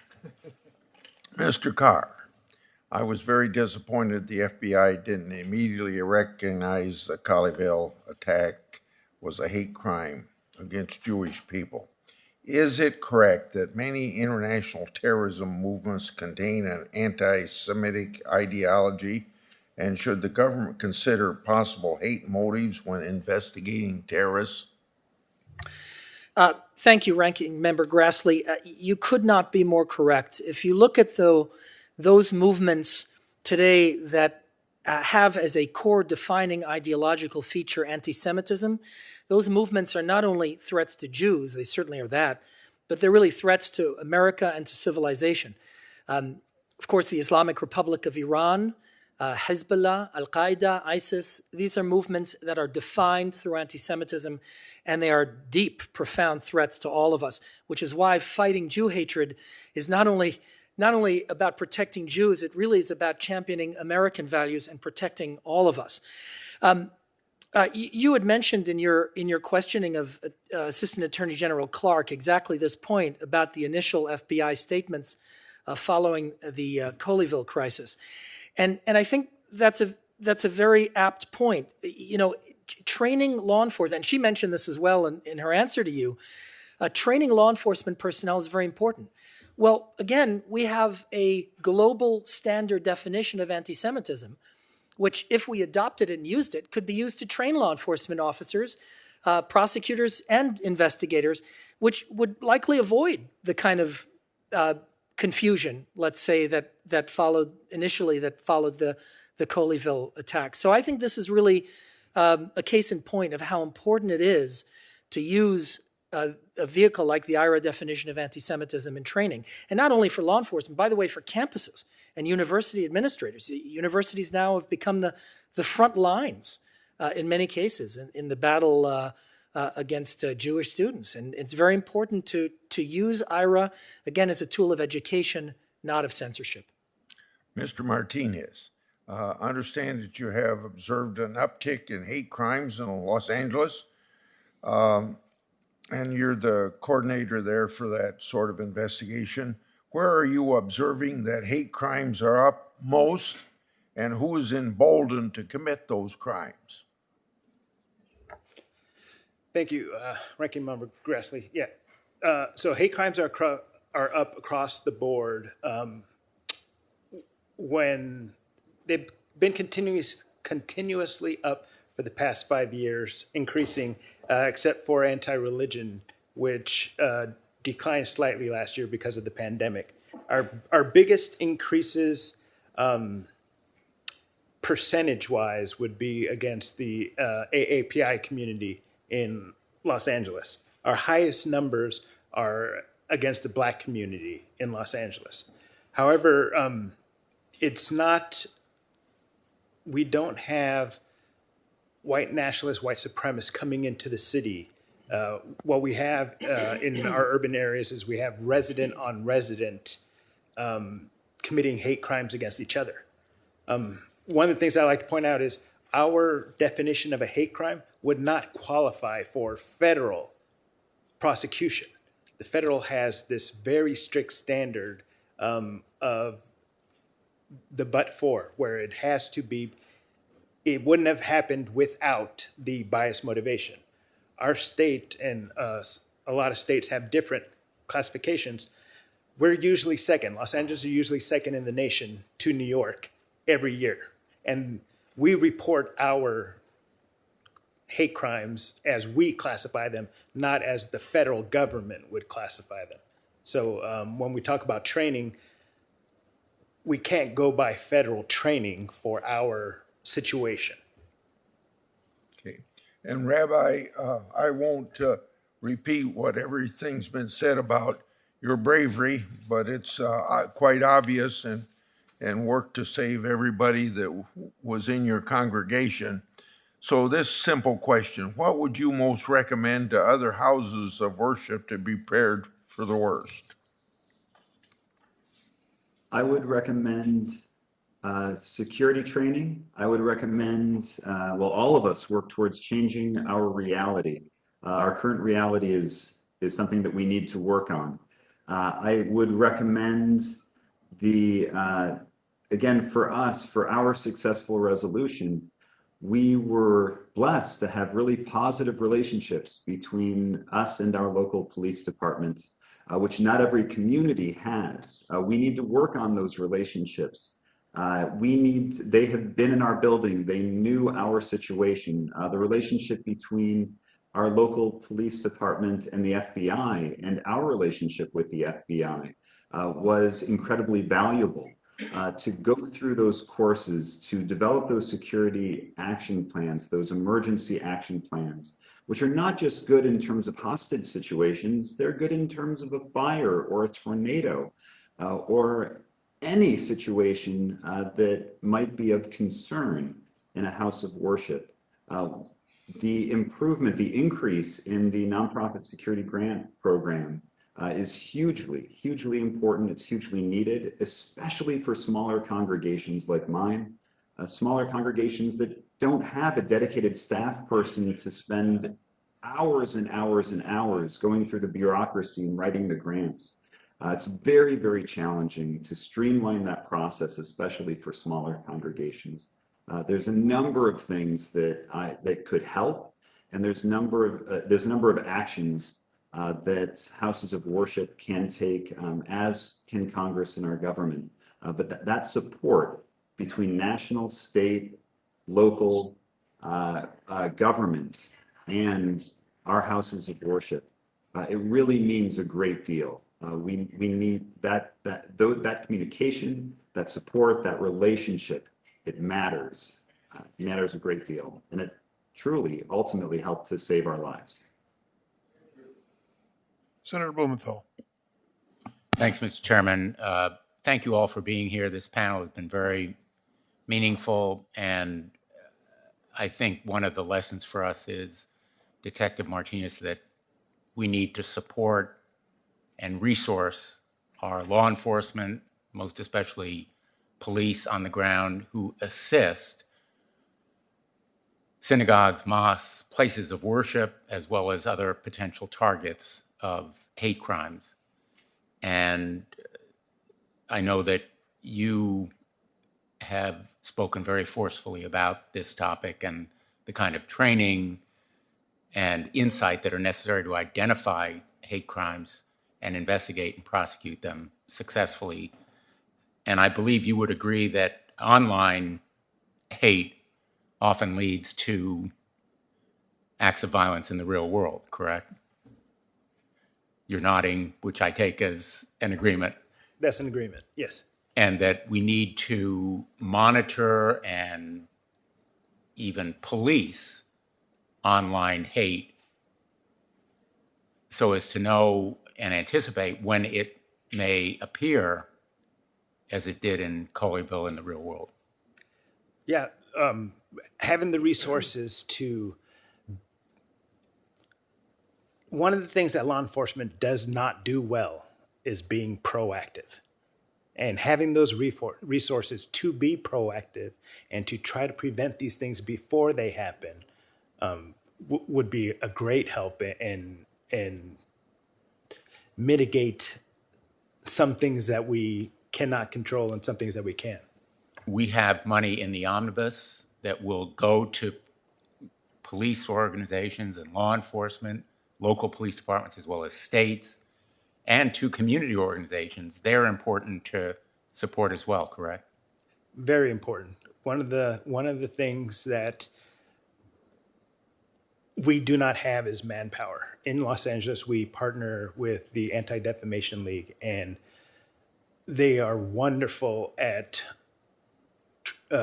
patrolling the internet and bringing things to our attention that maybe our analysts miss. The more eyes, the better. So working together to protect everybody and be as proactive as possible before the event. Rabbi, you and I haven't met, but like many on our panel here and many around the nation, even the world, I admired your courage and your congregation's bravery in the course of dealing with the hate crime committed by this individual who invaded your synagogue. And I think it was a traumatic experience for your congregation and also for all people of goodwill who revere places of worship and respect their sanctity, whether they are mosques, churches, synagogues, or others. What would you say to the world about the traumatic effects and maybe some hopeful message about how to counter hate? Thank you for the opportunity. I would say that the response that we received was overwhelming. The amount of love and support. I still have literally hundreds of cards that I just haven't been able to get through because we received so much support. And it meant so much because we didn't necessarily have to get that support. People didn't necessarily have to offer that to us. And what a blessing. Every group, right? If every HBCU received thousands and thousands of letters expressing love and support, it doesn't solve the problem. We have to address these issues, but it would make a difference. If every child who's transgender that has been bullied would receive love and support from their community to let them know that it's just a small group of people that really share that hatred and that everyone else supports them. That's what we need before something happens. Before we need that sense of empathy. We need to share that love. Love the stranger means that people are going to be strange and we're not going to agree. And we need to do what we can to express that love of those who are different from us as human beings. We need to recognize the dignity and beauty of every individual. Before something bad happens, we need to bring that empathy in advance and not wait for things that are tragic. I think those very eloquent comments epitomize some of the reasons why we've worked so hard, many of us in this body, to try to fight hate and violence wherever it occurs, whatever the motivations are, because it is a small group of people, and the truly overwhelming majority of Americans despise hatred and violence, which impacts so traumatically people of goodwill. And I thank you, Rabbi, for sharing those comments. They will have meaning to people in Connecticut and the country, as will the testimony that's been offered today by all of you. Thank you for being here today. It will help us move forward in this area. Thank you. Thanks, Senator Blumenthal. Senator Cruz. Thank you, Mr. Chairman, and thank you to each of the witnesses for being here today. Rabbi Charlie, welcome. I'm proud to see a fellow Texan here. I wish it were under different circumstances, that the horrific terrorist attack that you and your synagogue faced, that caused the eyes of Texas and the world to be upon you, we all wish that had not occurred. I will say, in the hours that you and your fellow congregants were held hostage, Heidi and I were lifting you up in prayer. Texans across the state, Americans, people across the world were lifting you up in prayer. As you know, and you and I have spoken before, I've spoken with each of the congregants who were hostages with you. We saw federal law enforcement, we saw local law enforcement, state law enforcement working hand in hand to deal with that hostage situation. I spoke with a special agent in charge of the FBI during that hostage crisis to make sure that all the federal resources needed were available to try to resolve it and resolve it peacefully. But it was striking to me, Rabbi, having spoken with each of your fellow congregants that were trapped alongside you, the calm that you demonstrated, the wisdom that you demonstrated, the courage that you demonstrated. You described to me how the security training you and your fellow congregants had may well have played the decisive role saving the lives of each of you. You described how you deliberately staged near the exit door to be able to find a way to escape if the opportunity presented itself. And then I heard, not from you, but from your fellow congregants, how when the hostage taker briefly set his gun down, how you picked up the chair and threw it at him, which gave the brief window of time for you and the other hostages to run out of the door and escape to safety. That heroism was extraordinary. It has given you an opportunity to speak out against the evils of anti-Semitism. Tragically, anti-Semitism is a unique evil that has plagued the world for millennia. And there are far too many synagogues and far too many churches that face the risk of violence, face the risk of terrorism. It is heartbreaking that synagogues and churches and mosques and houses of worship need security. A great many houses of worship today have armed police officers protecting the congregations. In Texas, as you know, we've seen multiple churches and synagogues targeted for terrorism, sometimes ending tragically with a horrific loss of life, sometimes, as in your instance, ending with heroism and the blessings of God, saving the lives of each of the individuals who are hostages. I can tell you the Jewish community in Texas was deeply focused, was transfixed on Congregation Beth Israel during and after the crisis. I was proud to join with John Cornyn and Jackie Rosen in authoring a resolution in the Senate that was sponsored by 55 senators and ultimately passed the Senate unanimously, honoring the Congregation Beth Israel, expressing our gratitude that for your heroism and calling out the evils of anti-Semitism. But Rabbi Charlie, one of the things that I found, speaking with leaders of the Jewish community in North Texas, and in particular with the president of your synagogue, was focus on the need for more funding, for security training, for security resources, for hardening infrastructure, for protecting against the loss of innocent life. And growing out of that conversation with the leaders of the Jewish community in North Texas, I'm going to be introducing a bill to triple the federal funding currently directed to security grants to nonprofit entities, including houses of worship, which would increase the total amount available to $540 million. Rabbi, if you could, I'd like you to elaborate on, in your view, how additional security resources could be leveraged to prevent another incident like the one you experienced, and not just for Congregation Beth Israel, but for the entire Jewish community and for houses of worship across the country. Thank you so much for those kind words, Senator, and it's good to see you again. Those funds, and again, policy experts might be able to do better than I.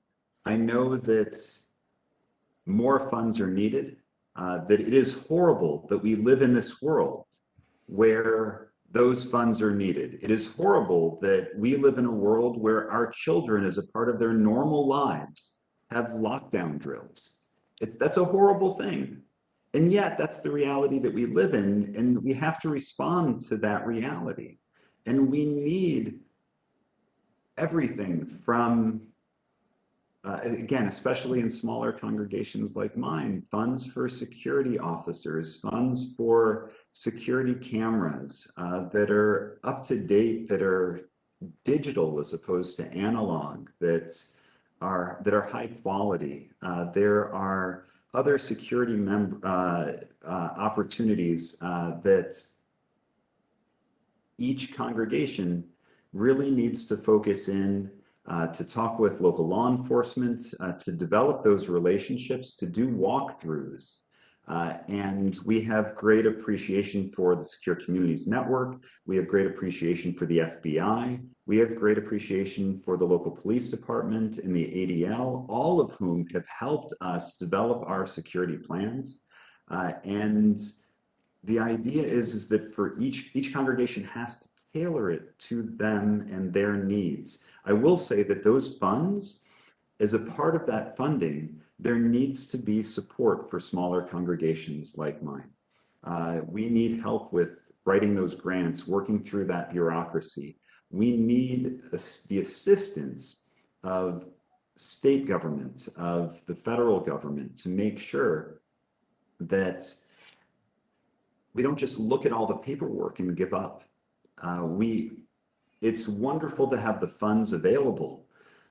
For smaller congregations, 100 households, 200 households, we can't just look at the paperwork and say this is too much. So there's lots of ways that this funding will help, and that the nonprofit security grant program can be modified to be able to be more effective for more congregations and more houses of worship.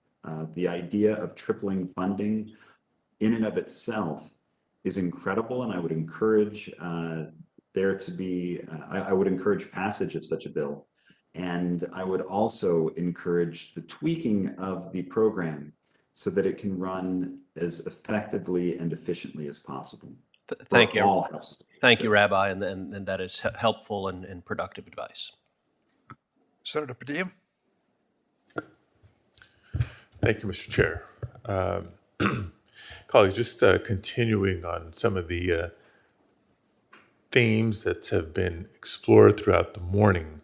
Also to recognize that FBI data shows that criminal incidents targeting the Jewish community account for over half of all religious-based crimes. Sadly, in California, we've witnessed a 40% increase in anti-Semitic incidents over the last 5 years. And when considering that a good amount of hate crime data is not even reported at all, it's clear that there's work to be done so that all people feel comfortable and safe in their communities. My first question is for the rabbi. Earlier in the hearing, you provided sort of a message to not just the Jewish community, but others who may feel targeted by hate crimes. But as important as that is, we don't always necessarily hear from actual victims of incidents, what effect that hate crime has had on them emotionally, psychologically, folks, their loved ones, others in their network and their daily lives. So, Rabbi, what unique message might you have for victims of hate crimes? Maybe an encouragement of what and how to share their stories and their experiences for others to learn from, and to the extent that you're comfortable. You shared a lot since that day through press and elsewhere, but if there's anything else that you think is worth sharing with the committee as we're digesting this. I would say that mental health resources are vital. This is something that I've taught about, preached about.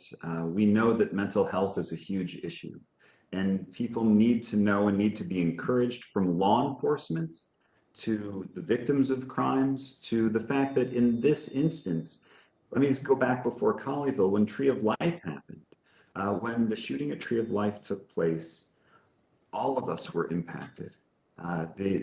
All Jews, and I think that so many more people were impacted in the same way that so many other horrible things that have happened, especially when it comes to hate crimes, go far beyond just that moment, just that community, just the individuals who were in the room.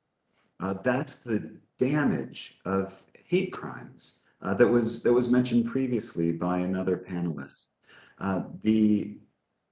The idea, though, of getting mental health resources is probably the most important, and knowing that there almost always could be more. I spoke with the 911 operator, and I encouraged her to see a therapist. I've talked with the local police chiefs in our community, encouraging them to make sure that this was traumatic for all of us. And we need those resources, and we need to take advantage of those opportunities.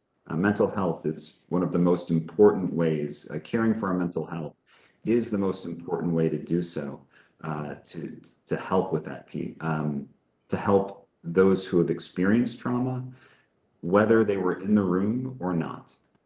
Right. I appreciate you recognizing that as victims of other crimes, hate crimes and otherwise, have come to learn it's okay to not feel okay and to talk about it. On a different topic, I know our time is limited here, but question on the importance of data collection. Now, California is one of 26 states that requires the collection of hate crime data by way of mandatory reporting from law enforcement. However, 20 states currently have no law requiring law enforcement to collect and report hate crime data, leaving the option, emphasis on option, to submit data to FBI's Uniform Crime Reporting Program, completely voluntary. Now, federal law enforcement agencies use the Uniform Crime Reporting Program to collect crime statistics, but given the variation in hate crime laws across the country, it's easy to understand how it could be difficult to ascertain when hate crimes have occurred and difficult to develop holistic responses that address their underlying causes. Detective Martinez, welcome. As the Hate Crimes Task Force Coordinator for LAPD, you're directly involved in assessing how useful the collection of data can be when combating hate crimes. So understanding the COVID-19 Hate Crimes Act was a helpful step towards addressing hate crimes, what additional steps would you urge Congress to take to incentivize reporting from state and local law enforcement? Thank you, Senator. I keep going back to encouraging the training. There's just so many things that I'm fortunate to have that smaller agencies don't. Most folks don't realize that we don't report hate crimes. The hate crime law is a misdemeanor, punishable by 1 year and up to 5,000. What we do is another 99% of the time, it's another criminal offense that has a bias motivation to it. So when you have the UCR coding, they just have to enter a code to make that bias motivated, this other aggravated assault, simple assault. Tying, somebody else had mentioned it, tying funds for training for programs to their reporting is always a good incentive. It won't guarantee anything, but you have to have some type of enforcement arm, because if you don't have a buy-in from the head of the agency, like I have from my chief, it's not going to trickle down, and that's why you have zeros. Statistically improbable that these locations with millions or hundreds of thousands of residents have zero hate crimes year after year after year, and yet that's what's being reported. Thank you for that. Now, just add that those who are selecting and hiring chiefs of police, sheriffs, et cetera, across the country, where they're non-elected, I'm talking about sheriffs specifically, whether it's mayors, city councils, et cetera, elevating the importance of mandating hate crime reporting so that they take that into consideration in whether it's personnel evaluations and hiring to begin with of leaders of law enforcement agencies. So a lot of work that remains to be done here. Thank you, Mr. Chair. Senator Ossoff is joining us virtually, I believe. Senator? Thank you, Mr. Chairman, and thank you to our panelists. Rabbi, I want to first of all convey to you the love and support of the Jewish community in Georgia. And while you were still in the midst of this ordeal, and in the hours and days that followed, I spoke with rabbis across the state, with community leaders across the state. And I want to make sure to just convey to you personally and directly that the Jewish community in Georgia stood with you and stands with you 100%, that we have your back and your congregation's back. And if there's anything that we can do, that I can do to support you as you continue to process and rebuild and move through what your congregation experienced and how you were attacked, that we're here to do so. And I'd also like to invite you, when you have the moment, Rabbi, to come and visit with us in Georgia, and to sit down with Rabbis Berg and Anderson and Siegel and other Jewish faith leaders, with Dov Wilker at the AJC, with Eric Robbins at the Federation, and invite you to share lessons learned, your experience, and to engage in fellowship with the Jewish community in Georgia, whenever convenient for you. Thank you very much. I appreciate that, and I look forward to the opportunity. Well, look forward to welcoming you. And I'd like to ask you, drawing upon your wisdom and experience as a faith leader, and having just experienced this profound attack, anti-Semitic attack on your congregation, reflecting on where we are as a people, as a nation, in the context of political division and polarization and an increase in hate crimes and hate speech and threats. I reflect upon the lessons that Congressman Lewis taught us. And he would always say that no matter who we are, no matter where we come from, we're one people, we're one family, and we all live in one house. What, in your view, does this country need to do, to consider, to recommit to, as private citizens, as faith communities, perhaps as a government, in order to revitalize that spirit of unity and tolerance and peaceful coexistence? Actually, over the past couple of days, I was a part of the Global Faith Forum, which was organized by Pastor Bob Roberts, an evangelical pastor in Keller, just down the road. And he was preaching about and teaching about how evangelical Christians and Muslims and Jews and people from all different backgrounds, we need to get past the fact that we're different from each other. We need to actually be able to work together, because no one wants to see the violence that we see in our community. No one wants to see the hatred that we see in our community. And that opportunity that people who are not necessarily our natural partners, those are the people we have to reach out to. We have to be able to reach out to anyone if we want a sense of unity, if we want to reduce the hate, if we want to develop relationships, build relationships for individuals in any community. That idea of building relationships with our neighbors, it's hard to hate somebody. It's hard to hate somebody that you know, right? That just because, right? If you can ask them a question, if you can approach them with curiosity and understanding, as opposed to judgment and assumptions, right? Whether we're talking about politics or religion, cultural differences, ethnic differences, if we build relationships with one another, we're really reducing the potential for hate in our world. Thank you, Rabbi. And, you know, my great-grandparents came to the United States in 1911 and 1913 from Eastern Europe to escape anti-Semitism and to seek opportunity in a land where the possibility of that kind of pluralism and peaceful coexistence and opportunity for all was promised. We made a lot of progress as a society, but the scourge of anti-Semitism persists here and around the world. It's a constant threat. We must remain vigilant always and work together to defeat it and all forms of intolerance and bigotry and hatred. So, Rabbi, thank you for your heroism, and thank you for sharing your wisdom and experience with the committee and the Congress today. I yield back, Mr. Chairman.